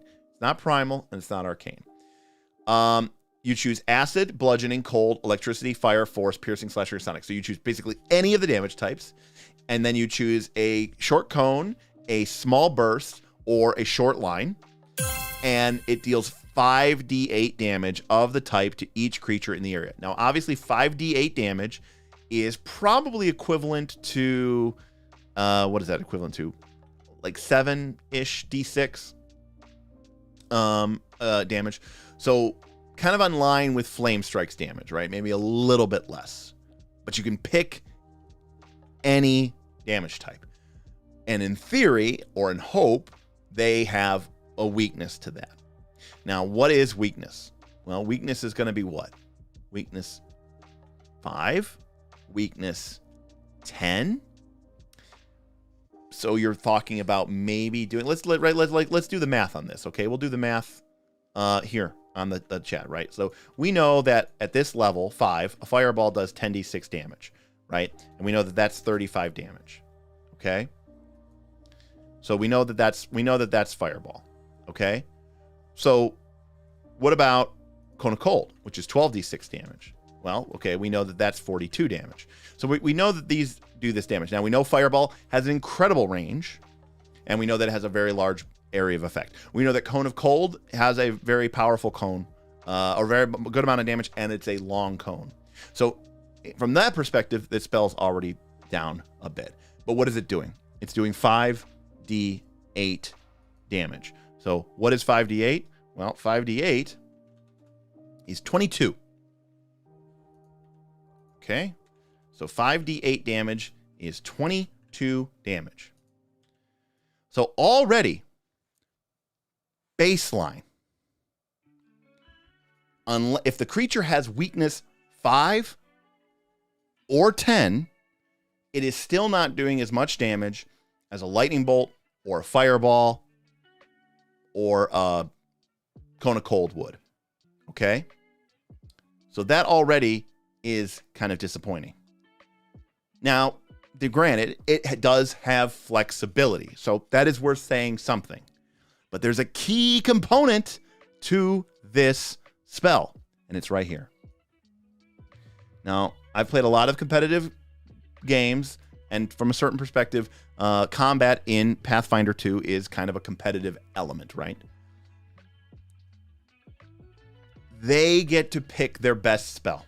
You don't pick it, they pick it. They get to make a reflex or a will save, their choice. Okay? The target gets to choose. Okay? So that means that if they have a good reflex save, they're going to choose to make their reflex save. If they have a good will save, they're going to check their good will save. And yeah, I mean, there might be a creature that there's no creature that has bad reflex and bad will, and only good fort. Maybe like the dumbest ogre giant of all time. But most creatures are going to have one of those two, especially as you get higher level. One of those two is going to be really, really high. And we know that there is a huge difference in Pathfinder 2 between a creature's best save. By the way, once you start getting to this tier level of the game, say level 8, 9, 10, the monster math and the monster building rules start to say that at this level, it is acceptable and in fact encouraged, in fact almost required, that a creature start to have 1 extreme save. As you get higher in level, it becomes normal for the creature to have 2 extreme saves. So usually there is just 1 save that you can actually target that's going to get through. But now with this spell, they're going to pick their best save every time. So, yeah, like, you know, it's well, okay. So you're giving them the choice; they get to make their best choice. So Needham is saying weakness is applied after the save. So if every target has will less than or equal to ref and weakness 10 versus the damage it picked, it is on par with Cone of Cold. Okay, that plays. That is a very specific and unique instance. And yes, generally speaking, levels 8 to 9, 11. The resistance and weaknesses are equal to 10. I should also note that most of our spells, Cone of Cold, scales at 2d6 per level. That's 7 damage. Firebolt scales 2d6. That's 7 points of damage per level. This spell scales at 1d8 per devil. That's 4.5. So this spell scales badly at 3 points per level. Now, am I trying to say that this is a D tier spell? No. That kind of versatility in the divine and occult traditions is a win in my book. And certainly if you have the exact knowledge that you need in order to take advantage of the creature's weaknesses, it is a very nice spell. But it is not an S tier spell. I don't even think it's a tier spell. I think that this spell is probably a B tier spell. And it's probably better than Flame Strike, but in my personal opinion, not that much better. I know it feels like it should be better, but I don't actually think that it really is. So, and I could agree with that, Brothlith. It's like a C or a B, depending on the caster head. I think it's a cool spell. I think this fits really well with an occult caster who might also happen to be really good at recall knowledges, so they can, or like a thaumaturge, that when they come out and you know what weaknesses is, or they set up a weakness. Like there are some combo wombos that you could set up for that, but really it's like, if the creature doesn't have a weakness, this spell just sucks. We're talking about a world where the creature has a weakness and the creature, imagine if it didn't. So you think it's a C at best? Okay. I don't know. I still think it has that versatility. I think that versatility is worth something. I really do. And I think that I think coming out of the divine and occult list, and the fact that it's variable blast, it could be a cone, it could be a line, it could be a short range AoE burst. That's a lot of versatility for a C tier spell. We've seen some bad spells that at C. So I think you get a lot of bang for your buck in terms of versatility. You are definitely paying for it in power, but I think it has a lot of versatility, and I respect that. So I think I'm going to go with B. I mean, you're free to disagree, but ultimately I do think that I think it has earned its keep there. All right, we're on the home stretch now because we're going to get into the summon spell soon, and we generally just rank all the summon spells as C. Spiritual Guardian is next. This is a divine only spell. Again, a lot of tradition specific spells here. It's 120 feet. You have to have a deity. Interesting. Get screwed, clerics who just worship an idea. And you can sustain it for 1 minute. Whoa. Text City. You get a magical guardian. It's translucent and it's holding your deity's favorite weapon. Cool. You have to sustain it for a minute. When you cast the spell, it appears in an unoccupied space next to a foe of your choice and makes a strike. And each time you sustain it, you can move it to an unoccupied space next to a target within range and make a strike. It uses and contributes to your multiple attack penalty. Alternatively, when you sustain the spell, you can have it move to an ally and protect that ally. And if you do so, when the ally would take damage, the guardian takes the first 10 damage instead of your ally. So sort of like a mini champion's reaction. It continues to do this until you move the guardian to attack an enemy or defend a different ally, or until it is destroyed. It has 50 hit points, so it can do it 5 times, taking off 10 each time. The guardian can't usually take damage when protecting an ally, although disintegrate will destroy it if it hits the Spiritual Guardian's AC of 25. If someone uses Disintegrate against your Spiritual Guardian, you're probably pretty happy about that. The Guardian strikes are melee spell attacks. Regardless of the appearance of the weapon, they're forced, and they do 2d8 plus your spellcasting modifier, so it's kind of like it's basically a spiritual weapon. No other traits are used for it. It does take up a space, and allies can use it for flanking, but it doesn't have any other attributes the creature would normally have aside from hit points, and creatures can move through its space without hindrance. It can make no other attacks other than its strike, and feats and spells that affect weapons or enhance your allies do not apply to the Guardian.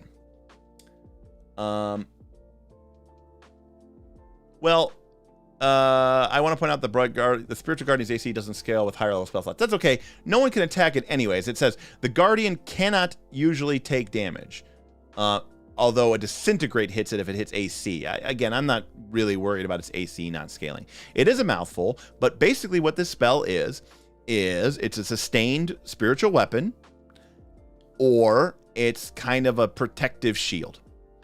It does say, can you perpetually block a doorway with it? No, it can occupy a square, but anyone and everyone can move through it. Creatures can move through its space without hindrance. Oh, and it can set up a flank, and it's hard to hit because you can't attack it. Yeah.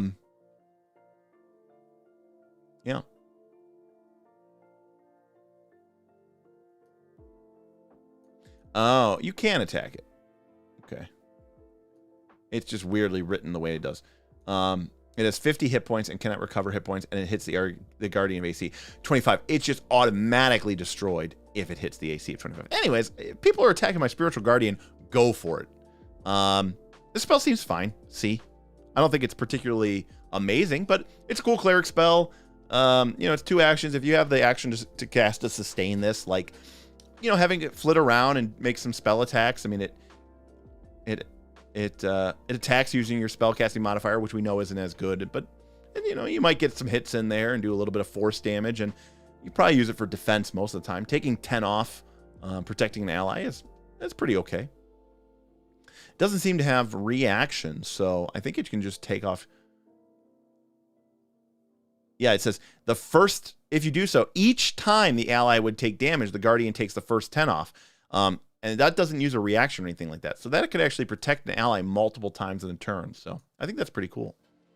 All right, our next spell is Storm Burst from the Strength of Thousands. So it's uncommon. It's Electricity and Evocation. We've got a 60-foot, 50... Man, they really just love clouds of AC.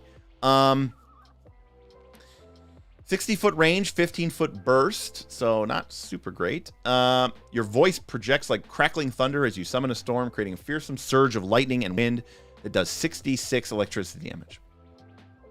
So this is a bad fireball. It's short range. It's small burst. But on a fail, they are knocked prone. And the damage is kind of crappy. So bad, short range, smaller area, less damage, but... They fail, they're knocked prone. If they critically fail, they're knocked prone and they're stunned 1, and this spell is not incapacitation. And if you heighten it to 9, they're stunned 3. I like this. It's a different option. It's a crowd control option. If you're a druid, it's primal only, but that's okay. I mean, martial characters can do damage. The potential 50-foot radius burst, that's 30-foot diameter. 60 feet's enough room to play with this. It's only 2 actions.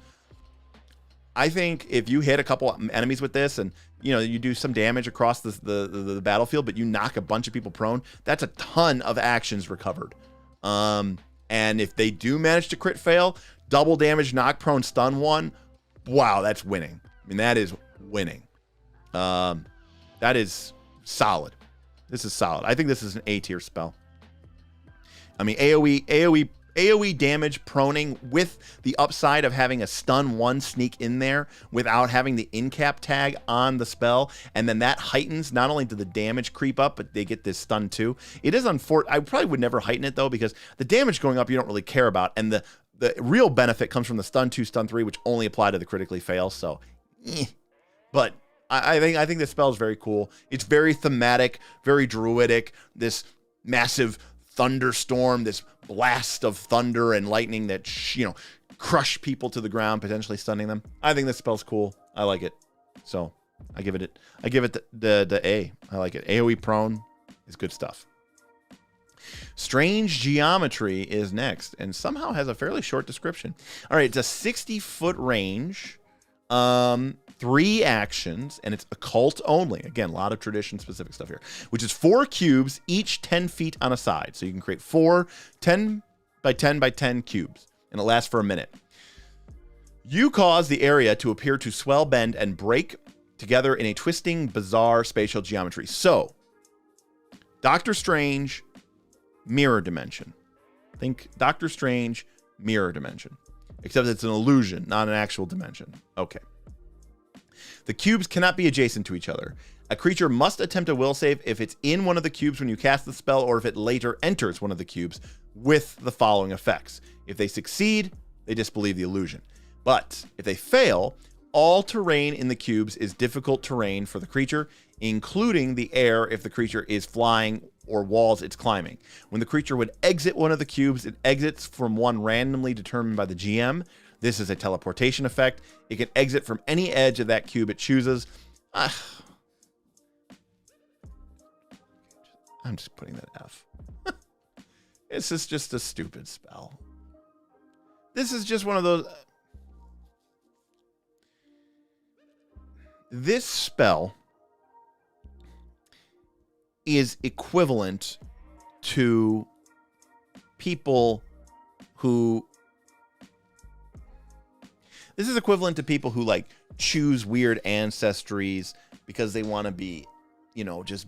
They want to be unique and edgy, and they really want to show, like, how cool and different their character is. And I get it. I mean, these are role-playing games. We do them for self-expression, and I'm really not knocking you if that's you.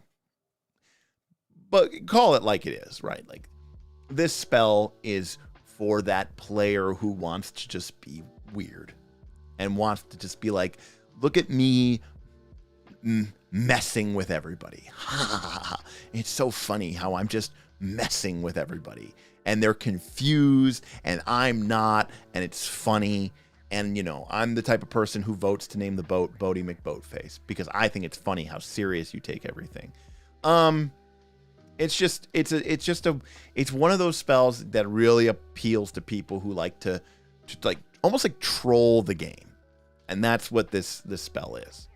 I also definitely don't think this should be a level 5 spell, Anthony. So I'm going to mark it F. I just don't think this spell really does anything. It's random. You don't have any control over it. It's kind of stupid and pointless, and it just doesn't really do much. If they succeed, it just fails automatically. And then if they interact with it, they get to make a will save to disbelieve it anyway. So they can just make multiple checks to disbelieve it. All right, we're going into the summons here. We typically mark these all. We just kind of get like the whole boatload of summons here. We get the summon Anarch, which summons a Celestial Monitor Fiend to fight on your behalf. And you're bringing a level 5 monster. You're level 9 or 10. And you are summoning a monster that is 4 or 5 levels lower than you are. Think about that for a minute. 4 or 5 levels lower. Imagine if you were in a fight against a level 9 or 10 creature, and I summoned a level 5 monster, and I brought a level 5 monster into the fight. Would you care? Would you be concerned? Or would you be really happy that the really powerful caster just spent 3 actions their entire turn to bring in a reinforcement of a level 5 monster into your level 10 encounter? Yeah, you would not be excited. So, you know, we've gotten to the point now where summons used to probably be C tier. Now they are really bad. And I am going to put every summon into D. Do they summon a creature? Yes. Do those summons do things? Sure. Are those things good and useful? Probably not. Plus, you know, the spellcasting abilities of most of these summons have been so nerfed, it just doesn't even matter. A level 5 monster and a level 10 encounter isn't even worth the monsters paying attention to them. I agree. And also, let's be clear. When do I want to summon monsters? I want to summon monsters not when I'm fighting some moderate fight versus lower level foes, I want to be like, oh man, I'm a level 10 creature, I'm a level 10 character, I'm a level 10 party, and that's a level 11 monster. This is a level 12 monster. We need allies. So now you're bringing in a level 5 monster against a level 12 monster. That's 7 levels difference. They are reaching the GM. I should shrink them down. Okay. We'll just shrink all of the summons down just to make them fit. Just a sort of a package deal. The summons just kind of all get put there. What do you think the level of monsters should be with summon to matter? 8? Yeah. 8, maybe 7. So you're level 9 when you get this spell. And I mean, honestly, I would write it. It's kind of wonky because of the way spell levels work in Pathfinder 2, but I do think that probably party level -2. Yeah, I think Flame Loud got it exactly right. -2 is enough where you go, okay, this thing isn't going to be like destroying an end game, and it's not going to be like super powerful, but like, yeah, that's enough to like make a difference. And then after that initial round of me spending 3 actions, using 1 action turn to keep them around, like they're gonna be able to hit, they're gonna be able to take some damage, they're gonna be able to do some stuff. I think level -2 would definitely be worth the action. Party level -5 is just useless. I think someone paid him money, or maybe at least they asked him from the stream, from our Patreon, and I don't think he actually answered it. The summons just, and at a higher level, the monsters get too many abilities, but you can't really use them anyways, so it's just not good. So all of these are bad. All right. We got 4 spells left. Was that you that asked Sa? I think it was, but he didn't answer. Or at the very least, it was you, Flame Loud. It was you. Okay, it was you, Flame Loud. Okay. Yeah, I don't think his answer really told you anything, as I recall as well. Okay, thanks, William. That's exactly what he did. Okay. Summons are a problem. I mean, there can be no doubt about that. Because, the action economy, like from a game mechanic perspective, giving people more actions is very powerful. From a fun at the table perspective, letting someone have a bunch of turns and take a bunch of actions is also a problem. Second issue, when you summon traditionally, because people want to summon the monsters from the game. And so what you end up with is this huge laundry list of all these different monsters. And that can be a real pain in the ass. It can be a problem at your game table. Stats, where do I get them? I need a bestiary. I don't need to know. I can summon 17 of these things. Let me flip through every single monster because I don't know what every single one of these monsters do. It's just a huge problem from a implementation standpoint. It's a cool concept and we all love the idea of it. It's very hard to do practically. I think summoning would have been better to have just been just like 2 or 3 templates, almost like the way that the battle forms on the Polymorph work, and just have a summon spell that's like summon defender, summon attack. I'm being really generic with these names, but like summon defender. This monster is good at like protecting you and the party. Summon an attacker. This is more of an offensive creature that's going to go attack the enemies. Summon an annoyer, like an enemy that's going to go in and like grapple enemies and keep them controlled. Summon like a healer or like a buffer. Someone that's going to run around like a bard or a cleric and maybe do like some heals and some buffs like the party. And just have like 4 or 5 of these templates, and then just have these static list of abilities, and then the stats just automatically scale automatically as you go up in high level, and that way the creature you're summoning is always relevant, and there's a little bit of versatility, and you have like a list of abilities, and maybe as you get higher level, build a bear style K-Swiss deck, and at low levels, it can do something like plus plus grab, and then you get to higher levels and it can do like plus improve grab with constrict, and you get some fun with it. You get some of those monsters abilities. It's very clear what the spell is supposed to do. It's very deliberate without being too thing, and you make it like the Polymorph spells, which I think, love it or leave it, they work, and I think they work well. So yeah, combat form, exactly what I would do. And yeah, or just we only need to know a couple of things about the creature. So I mean, I think that would be a lot of fun. And then flavor it to your perspective. There could be a component in there where you just say, make it look whatever you want it to be. Do you want it to be, if you're a divine character, maybe the attacker is like an angel with swords for arms and hands or whatever, and it's like flaming and it's bringing down these sweeping ghosts. Or maybe it's a living, a wizard swipes their hand and like a living suit of armor appears with no one inside of it, and it's just like standing guard like some sort of animated suit of armor or animated statue. Like, you can just flavor it, whatever. You don't need to have it be this specific. Does anyone particularly care if you're summoning some odd, random, weird axiom from out of Bestiary 2? Nobody cares. So you want the effect, and players will add it, given the choice, given the option. Players will add their own they'll add their own flavor to it. They will add their own FBT to the game. And guess what? If they weren't going to do that, then it doesn't even matter anyways that it's an axiom or it's a devil or a celestial, because they were never going to pay attention to any of that anyways.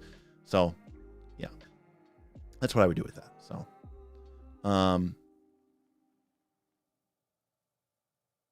okay. Next is, we only have a couple left, including one of the best spells in the game.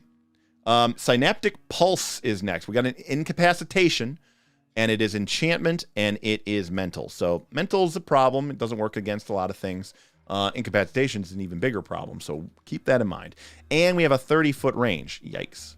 But it's occult only, and it's a 30-foot emanation, which is interesting. Wow, this spell is pretty cool. Point blank range, 1 round. Will save, everybody. On a success, they are stun 1. On a failure, they are stun 2. On a critical failure, they're stunned for the full round. Wow, that's kind of badass. I mean, this is like, this is a badass spell. I do agree, Anthony, that stunned X and stunned for a period of time are somehow the same thing, but also different. I completely agree with you. It's a very, very strange way to use that terminology, so I do agree with you. But this spell is fantastic. Obviously, it's incapacitation because it's an AoE stun. And it's point blank, so there's problems with that. But that's pretty cool. This is, an occult. When I think of like an occult sorcerer, this is like a Mind Flayer's, psionic blast. And I think this is very, very, very cool. Oh, you didn't understand stun 2 versus stun for 1 round. Is there a meaningful difference between stun 3 and stun for 1 round? Eon Rider, yes. If you are stunned 3, immediately when you become stun 3, you cannot take actions, which means you cannot take free actions, you cannot take mental actions, you cannot even take reactions. At your turn, you would gain 3 actions, but you would lose 3 actions. You would have 0. But if you were hasted, you could lose the haste action, lose 2 of your actions, and still have an action remaining. If, however, you are stunned for 1 round. Oh, I should also note that once you've consumed your 3 stuns, you are no longer stunned. Your reactions and free action abilities come in. But if you are stunned for 1 round, which would presumably mean until this caster's turn again, you can take no actions. And even if you were, somehow octuple hasted, and you will never get reactions even after your turn comes and goes. But this is emanation point blank, but it is enemies only. It is stun on a success. It's stun 2 on a failure. 30-foot emanation is huge. It's a will save. Then I really like this spell. I think this spell's great. I kind of think this is an S tier spell. Am I crazy? The fact that it only targets enemies, that it's point blank, that you could potentially eat up. God, you're fighting 5 enemies that are your level or lower. I mean, the flavor of it is awesome. This is totally like that sort of psionic occult sorcerer overload type thing. I think this is awesome. But also, like, there's 5 enemies. Let's say 2 of them succeed, 3 of them fail. You just ate up 8 actions. I mean, that's crazy. That's on 2 successes, 3 failures. I think this spell is really, really cool. Yeah, Kevin, but I mean, not every fight can be about the, not every fight can be about the boss GM fight. Scott says $25. Occult only. Bards rejoice. Yeah, and it's occult only too. Like, what a cool way, like, for the occult person to be like, listen, this is my thing coming here, and it's only 2 actions. Yeah, that's not even 3 actions. Yeah, but what if maybe you're not some cloth caster. Maybe you're some badass. I don't know. Michael, it just means that the things that are 30 feet away from you are what they're attacked.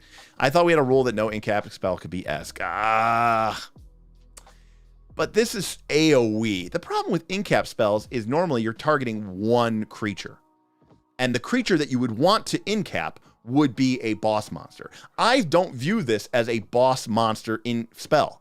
I view this very much as a, if we're playing EverQuest 1, it's that point blank stun enchanter. And this is, for me, a great spell to be used against a horde of enemies that are lower level. And so I think that's really great. And total entropy, that's a good point. That's a good point. That's a great point. Let's look that up.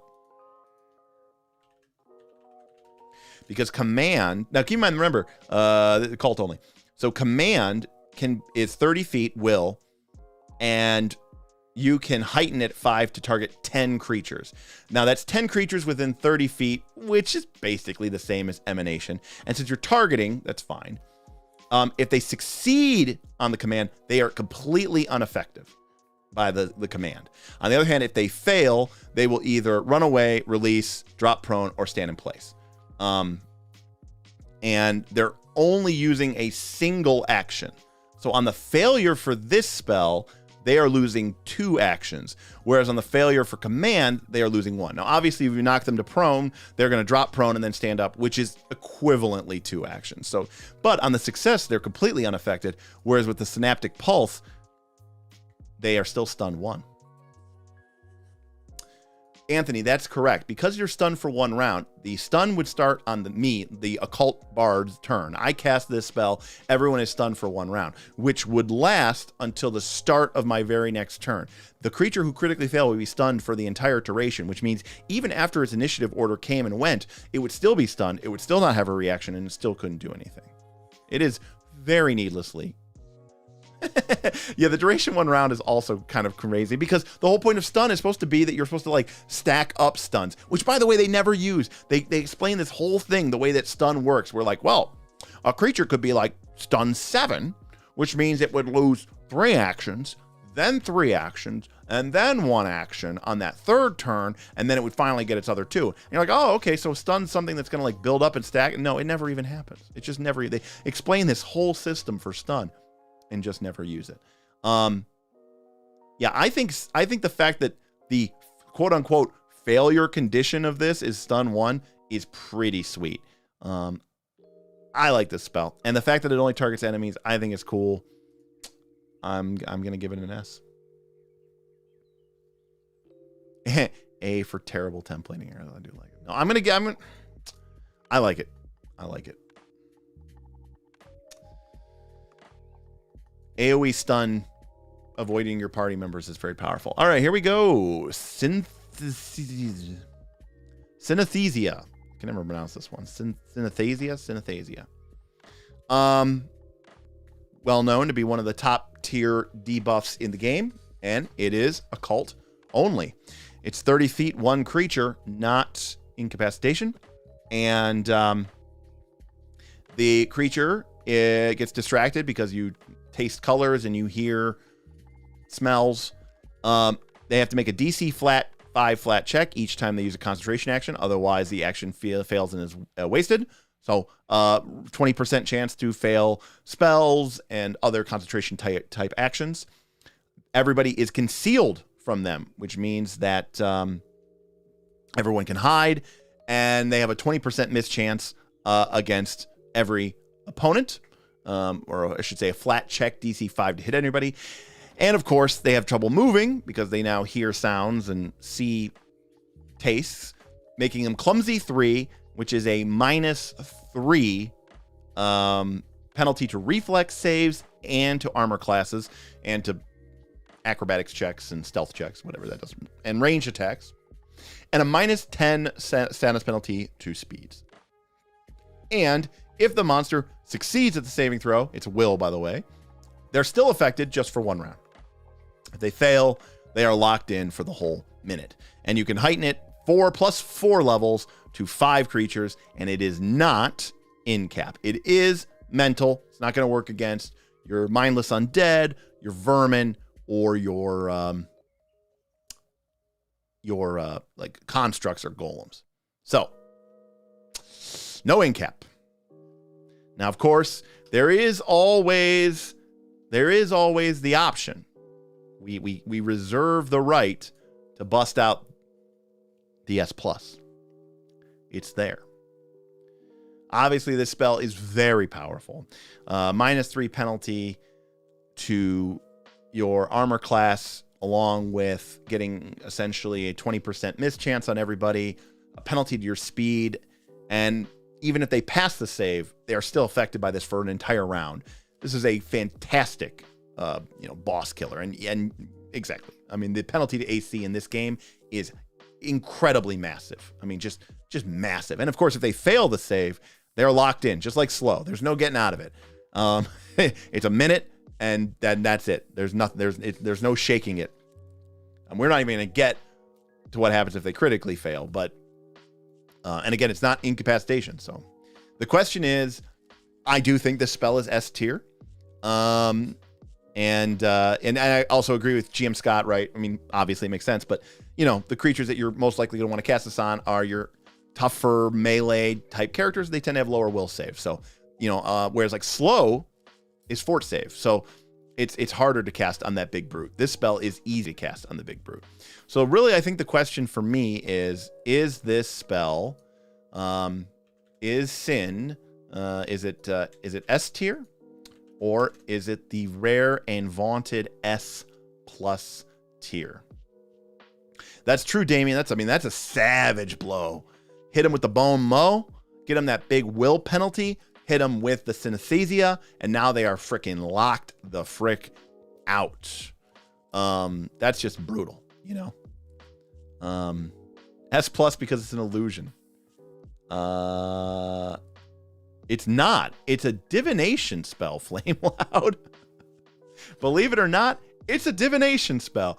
This is the Diviner's final revenge. That's a weird one, huh?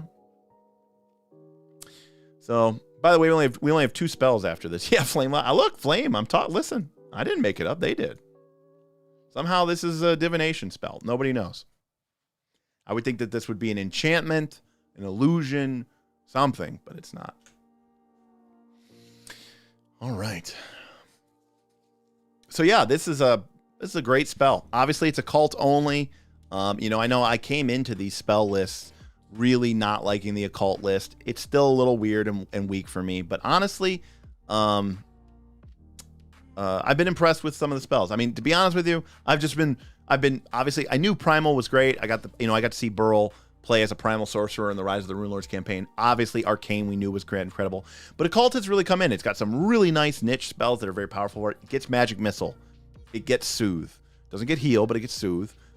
It gets some of the good buffs, protective spells and debuffs that the Divine class gets. And it gets some of the cool, fun spells that we really loved. Not just the combat spells, but like some of the fun illusion spells that we really, really rated highly from the Arcane list. It doesn't get the pop, bam, boom, sizzle spells that the Arcane and Primal spells get. But the real thing it's missing from Divine are all like the neutralize poisons, remove disease, remove curses. But we didn't care about that anyway. So, all right. Well, it looks like it's a clean sweep. 75% say that Synesthesia is going into the S+ tier, and I think it sounds great.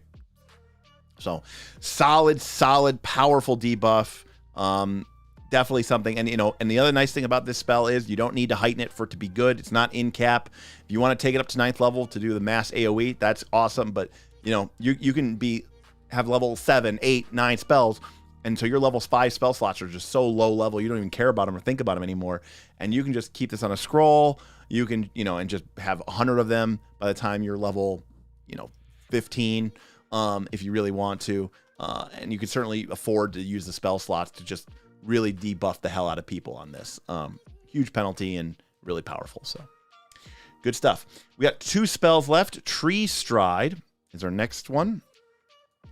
And then our last one is going to be Wall of Flesh. But we're going to do Tree Stride first. Again, we're getting to the level where we can just teleport across the planet. But this is the primal version of it. And you step into a tree, and it's got to be big enough to fit you. And you instantly teleport to any tree of the same species within 5 feet that has a large enough trunk. Once you enter in, you get a roughly approximation of other trees that are big enough. And you can't carry extra dimensional spaces with you, which is a little bit weird. But it doesn't take your whole party. What the hell? You know? Now, if you heighten it, it goes from 5 miles to 50 miles to 500 miles to anywhere on the planet. Primal doesn't get teleport, so, you know, Primal has to do what Primal has to do. Not being able to take extra dimensional spaces, not being able to take your party members is a big problem. I'm going to give this spell a C tier. It's a teleport spell. It's cool. You're druid. You're whatever. You're stepping through trees. You're teleporting away. It's fun. It's neat. It's cool. But not being able to carry your bag of holding or your haversack, yikes. And then the whole, like, what am I going to do? Like, leave my party members behind? Like, it's not enough to push it down to D, but, you know, C. No, they cannot take bags of holding. You can't carry extra dimensional spaces with you. GM Scott. All I could think of is Bob's shenanigans. If I tree form, can I step into myself? Exactly. So the classic thing that was in 4th edition, there was somebody who's like, there was a druid who wanted to tree form, but there was like no trees around. And so like the whole thing was like, the wizard's like, okay, I'm going to make a tree. I'm going to make an illusion of a tree. And you're going to believe so heavily that that tree is real, that to you, it's going to be real. And then the tree stride is going to work. And it was like, how does that even work? Hush, hush. I don't know, Shark Boss, why Paizo hates bags of holding. Like, I get it. Bags of holding ruin a certain style of game, right? If you want to play a very survival, every ration counts, every drop of water counts, you're tracking bulk, you're tracking encumbrance. Like, bags of holding, shit on that, right? They just say that you can take all that element of your game, the bulk, the encumbrance level, the encumbered condition. You can just take up a Sharpie. You can just cross them out. You can rip them out of your book. You can throw them away. That part of the game just doesn't even matter anymore. And to be clear, that's because most people nowadays, and even back then, were kind of like, yeah, I'm fighting gods and I'm teleporting through the shadow dimension. I'm not really interested in how much stuff is in my backpack. I just want to have my stuff. So I get why Paizo has them in the game, but what I don't get is why they somehow continue to try to make it a pain in the ass at higher level with certain things and certain elements. You know, it's a very weird thing. Classic hatred. Yeah, maybe GM Scott. I don't know. All right, our last spell is Wall of Flesh. And wouldn't you know it? Everyone but the wizard gets Wall of Flesh. Sorry, wizards. No Wall of Flesh for you. Only the divine, occult, and primal casters get Wall of Flesh. And what a Wall of Flesh it is. It's only 2 actions, and it's got the whopping range of 20 feet. This might be the first 20-foot range spell that we have seen in the entire game. I don't know if that's a mistake or what. We've never seen that before. But it's 10 minutes long, and you create, you guessed it, a 20-foot tall wall of living flesh in a straight line. This bad boy is 3 foot thick of just chunky flesh. And each 5-foot section is AC 10, wow, and 75 hit points. And it could be smaller if you want. It has to, of course, be in an unoccupied space. Note, you can't repair it, but you can heal it because it's flesh. Because that's the way flesh works. And when you cast it, you can choose to have arms coming out of it. And now anyone who ends their turn next to it can get grabbed by the wall if they fail their reflex save. Cool. Critically fail, they're restrained. That's pretty neat. So you can cast that against an entire line of people for 2 actions, and then they grab them. You could also put eyes on it, and that's going to give you a +2 circumstance bonus to perception checks. Now, you can't You can also use the line for determining line of sight. So, for example, you enter the room and you're like, I know, everyone's like, the rogue goes, everyone spread out. There must be some kind of secret chamber here. There's no way that the Chamberlain could have escaped any other way. Keep your eyes peeled and stay sharp. And then the fighter starts looking around, and then suddenly the cleric goes, I have a divine solution to this problem. And then, erupting from the center of the room, a massive warbling wall of flesh erupts, covered in not tens, not hundreds, but thousands of unblinking eyes swirling into the room. The fleshy mounds of eyes pouring through the Chamberlain's bedchamber. The cleric's eyes roll back in his head as he is possessed by the vision of thousands of eyes, pouring visual information into his central reflex system. He feels the power of the electromagnetic spectrum, so powerful is his eyesight, granting him an incredibly massive +2 circumstance bonus to visual checks, which he uses to make a perception check at +2. Meanwhile, on the other side of the room, the rogue is taking a look at something. And then the ranger, who is a master in perception, says, I aid the rogue by looking too. And then he goes, make a DC 20 check. And the ranger gets a 30. And he says, I give the rogue a +3 circumstance bonus check. And then he looks at the cleric. And the cleric looks at the ranger, and there's a lot of hatred there, because the cleric knows in that moment that his divine wall, filled with thousands of eyes, could not provide him with a greater bonus than the ranger's 2 could give to the rogue. Oh, and you can also have it do mouths, and they can drink potions. So there's that. 2-action wall, though, and 20 feet. Is this like a mistake? I don't know. Please, the cleric just cast guidance on them. You're right. I don't know. I mean, the eyes thing is stupid. The mouth thing is stupid. They take D6 point. They take a couple points of damage. The fact that someone wrote this.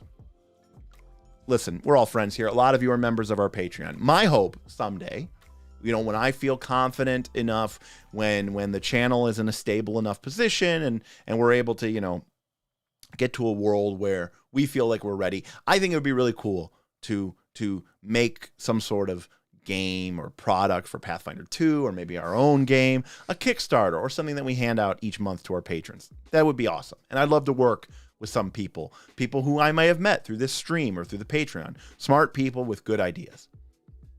But if you ever submitted to me a wall of flesh and then said, oh, but it'd be cool if it had mouths on it, and then someone was like, I'm going to put in a sentence and a half where I talk about how you could also feed the wall potions, because mouths, and then they can heal from the potions, right? I mean, you can't give them any other benefit, but because they can't move, but potions in the wall, that's like funny.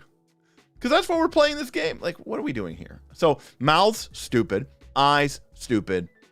Arms is kind of cool. And, as appropriate for an occult spell and a divine spell, horrific body humor, or a body horror. The idea of a flesh wall ripping forward with hands ripping out of it, grabbing onto people. That's not bad. D? Anybody want to challenge D? I like D. I'm dismissing the second half of eyes. I can determine line of sight for range attacks and spells, but don't have line of effect through the wall. Well, I don't have line of effect through the wall, so I can't. D, maybe F, because it's dumb. We didn't have enough Fs. I'm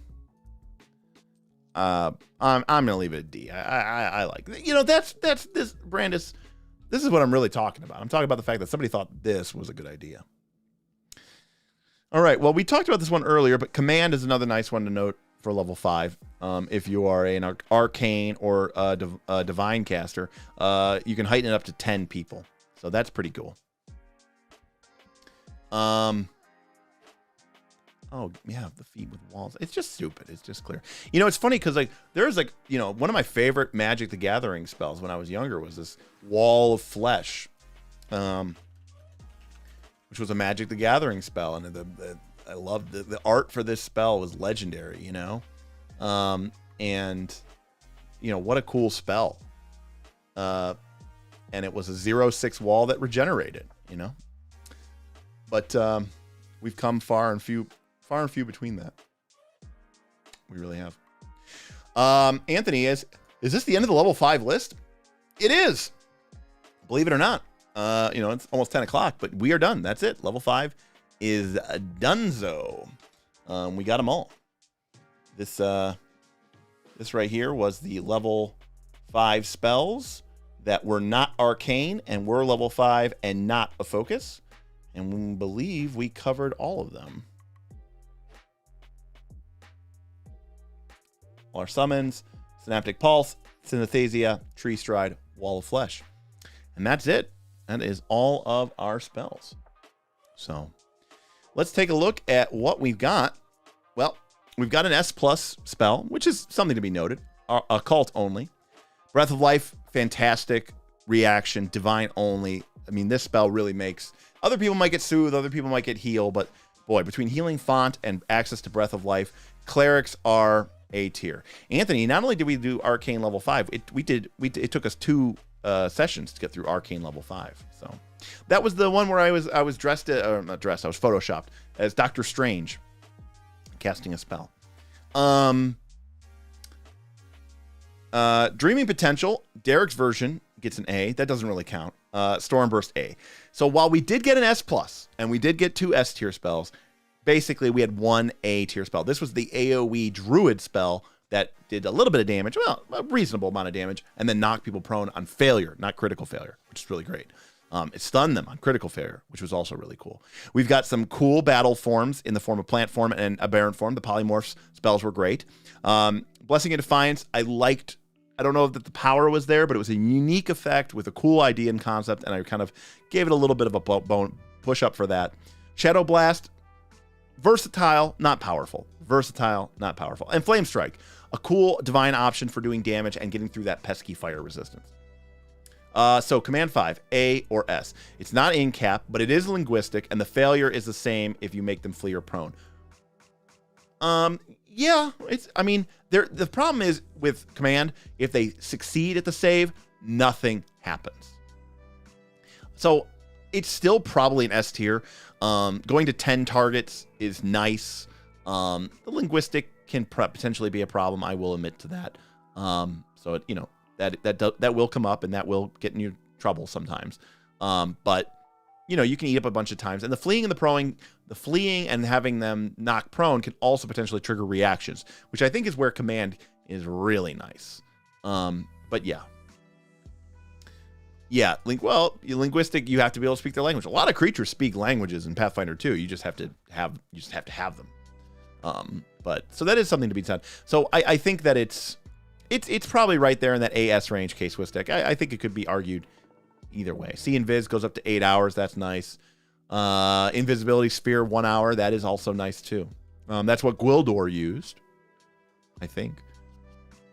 Oh, maybe he didn't. No, I think he just used the 10-minute version. I was going to say he used that in the... but he was only level 7 then, I think. So in the Clockwork Tower. So yeah. And then, yikes, a lot of Ds. A lot of Ds. So I think the other thing though to note here, let me come over here. I'm gonna, never mind me. If I come over to here, so this is what I was talking about earlier at the beginning of the stream. I'm gonna go over to the list view. Hopefully Archives and Nethys it was being slow today. We'll give that a minute to load.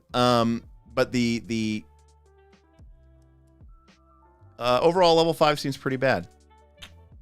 Yeah, I mean, there's a couple of great ones in there. Cone of Cold, Breath of Life, Synesthesia. But yeah, there were a lot of clunkers. there were definitely some stinkers in there that didn't get it done. As a reminder, do I have? So this was Arcane. As a reminder. So Arcane had Wall of Stone, which is a really great control spell. Shadow Siphon, which was also pretty great. Cone of Cold, Shadow Walk, which is a really cool transportation spell. I mean, Arcane was pretty good. A lot of C's, good chunk of B's, some solid A's and S's with not really that many D's. We just didn't like some of these AoE 3-action spells that just didn't really do enough damage, and we just weren't impressed by them. But I mean, I think overall, I think it was pretty good. So, yeah, if we look at our next level of spell, Archives of Nethys just seems to not be getting it done. Level 6 spells really does not have a ton of spells. So we're not going forward. We're just going to be doing level 6. And, I mean, this is it. That's the whole list. I mean, I think we could just do that in 2 sessions. Maybe one super extended one, but we'll probably talk about some of these spells. But we'll start with Ancestral Form. Well, that's a focus spell. So let me actually get rid of the focus spells, and we'll just do this. We'll just do the spells. Man, what is going on today, huh? There we go. So start with Baleful Polymorph, and then we'll make our way down. Chain Lightning, Collective Transposition, Dominate, Disintegrate, Dragon Form, Field Mine, Field of Life, Fire Seeds, Flesh to Stone, Misread, Raise Dead, Repulsion, Righteous Might. There's some Spell Rack, Stone Tell, Stone of Flesh. I mean, there's some, classic Teleport, right? There's some classic spells in here. Wall of Force, Vampiric Exsanguination. But overall, there's really not that many spells. If we had a 3+ hour spell list, we could get through this. Also, slow level 6. So AoE target, not even AoE, but multi-target slow will be S++ tier. Let's make a new tier. Heroism goes up to +2, which is pretty good. So again, not that many spells in level 6. And then when we get above 6, when we start getting to level, 7 or 8 or 9, I mean, now you're talking, there's 20 spells at level 8. So, we'll be able to knock that out in a single session. So I think it'll be interesting. All right. Well, thank you everybody for hanging out with me this evening. Going into the weekend, playing some Pathfinder 2 tomorrow. Oh, since you did stick with me all the way to the end. Did I do Black Fingers Blades? I don't see that on the list. Yes. Black Fingers Blades, we gave a D, Anthony. Give a D. Let me hop back. Whoa. It's right down here, Anthony. D tier was one of the first ones we did.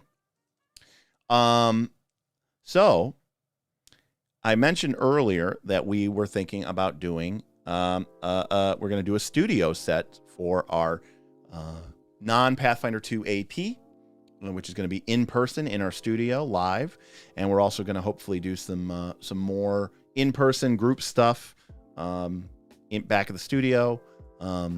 Everyone's in a safe enough, healthy enough place that feels like the right decision. So, like I said, we're going to do some set design, and Bob has been sort of putting together some architectural schematics and drawings of kind of the set design ideas. Now, these aren't final or anything like that, but this is kind of the theme or tone that we want to go for what sort of the background or the setting is going to be. We kind of going to go for sort of a fantasy kind of cobblestone approach. We're going to try to put some windows in there with sort of a gothic feel look to them. Maybe put some lighting effects behind it with some banners. Maybe put like a fake torch or sconce here and here. So you basically have these two behind the players, and then this one behind the dungeon master. So I think it's going to be a fun construction project for us, and put some of this money that you all so generously contribute and help us out with. And again, it's a lot of work, but it's not really a job for us in the sense that, like, you know, we mostly just take the money we make and we reinvest it, whether it's into our prizes, into our studio, which costs money, or in my case, you know, paying some of the people who give up their time to you know, be essentially a professional actor on our various AP shows. So I'm really excited about digging more into some non-Pathfinder 2 games.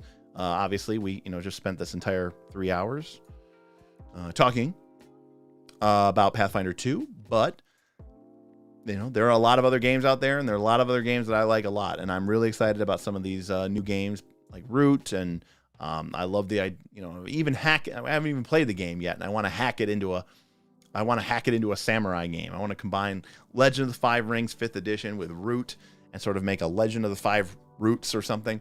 And I think that would just be fun. And I'm just, you know, I love when role-playing games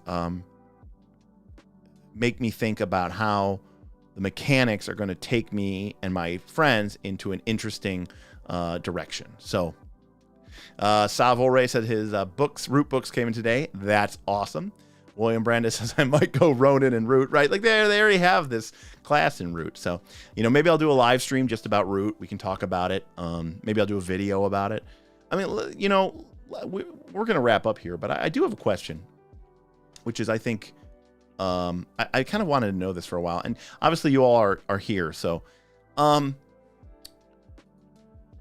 like, if I were to make a video about something, it would be, you know, I mean, obviously, like, if I can get the gang together, we can go up to the studio, or if I can get them onto a Zoom call, and I can put them, you know, kind of face to face, and we can kind of have that, like, that's fun.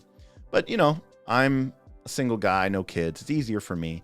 And sometimes it's easier for me just to be like I am tonight. Talking, it's just me. So when I go to make a video about something, it would probably be a lot like this. It's part of the reason why I set up my office this way. I've got my teleprompter right here. My light is right here. I've got my gaming collection behind me. You know, I'm still figuring out a couple of things. But the idea is it's something nice. I can just push the button and I can go live. Well, or I could hit record. You know, the folks that are listening right now, or if you're listening later, just leave a comment below, like, subscribe, the whole 9 yards. If you're not a member of the Patreon, you should definitely consider being a member of the Patreon. Does it make a difference to you whether it's live and then you watch it later? Maybe you watch it live, but maybe you watch it later on a VOD, right? Or is it different if it's recorded and then you watch it? Does that make a difference to you? Does it feel different to you? Because when I record something, it does take me a more work. Now, potentially, when I record something, I have the opportunity to sort of write down a bullet list or a script about what I want to say and make sure that I'm getting my points across. It might be a little bit more cohesive or coherent. I won't get distracted by people giving me great ideas. But at the same time, sometimes that interactivity between you and I is part of what makes this thing so fun, because people like you point out things that I would never have thought of. And I really like that level of interaction that you and I have. And these live streams really allow me to do it. So I do like the participation. And that's what makes these live streams so much fun. But the live streams, ironically, do tend to go pretty far and pretty long. I am kind of a long-winded guy. You know that. So I'm kind of curious, because at times I'm like, making a video feels like the least interesting thing I could do. It's going live is much more interesting. Even if I go live and then you just watch it later, at least there will be people who are commenting and sort of, you know, giving me ideas. It's more of a conversation between you and I. It's not just me talking to you. It's you having the ability to talk back. But, you know, like right now, like KC makes a great point. And he says that depending on the content, for more reactionary content like this, where I'm reacting and stuff like that, it's fun live. But if I'm doing a breakdown or a deep dive into a system, there is an advantage to it being pre-recorded. And I'll agree to that, because then I can get more focused. I can think through my things in advance. In fact, if you're a member of the Patreon, I even love the idea of me sort of scoping out, hey, I want to talk about this game, or I want to talk about these ideas. Does anybody have any additional thoughts on things that maybe I missed that we should talk, you know? So I really do love having that interactivity. Even if I record something, it's still nice to be able to have it. You know, we love our podcast too, Total Entropy, I'll be honest with you. But at the same time, we also know that most of our audience is on YouTube. Most of our audience is on video. Like we get some good listens on our podcast, but it's not like a ton. Damien says, I'd rather your reviews not be live. No, I suppose NoNat does them live and they're unwatchable. Yeah, I could get that. Anthony says, I say you should do it live because otherwise you're going to go insane making the video perfect. Yeah, that's probably reasonable. You know, in complete transparency, recording is nice if I can keep it short, because then I can just record it and maybe it'll take me 15, 20, 25 minutes to record a, say, 15, 20-minute video. If it's that short, I could potentially outsource it and have someone on Fiverr or Upwork do the edit for me at a reasonable price. Or even if I have to do the edit myself, I got to actually being a pretty good editor because I used to edit those Rise of the Runelords games, 3-4 hour games, 8 cameras, right? That was just so much work.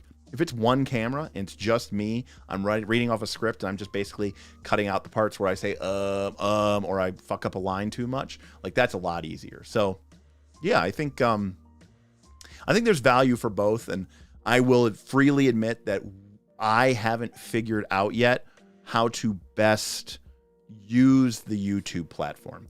I like going live. I like the interactivity. I like the tips. I like the comments. I like being able to sort of respond and laugh, and I like the emojis. Like, it's more energizing to me. But yeah, something to keep in mind. All right, I'm getting a notification that YouTube is dying. So I'm going to wrap up there. We will see you next Tuesday for our Quest for the Frozen Flame actual play game. And look forward. We did a couple of night lives at Origins, and I'm going to be releasing them on the YouTube channel shortly. So hopefully everybody has a wonderful weekend, a good time had by all as we kind of move into almost basically the first days of summer. Hopefully it's a little bit cooler. All right, everybody. Let me make sure everything's working here. All right. Well, thank you, everyone, for being a part of our show, and I will see you next time on Knights of Last Call. Peace.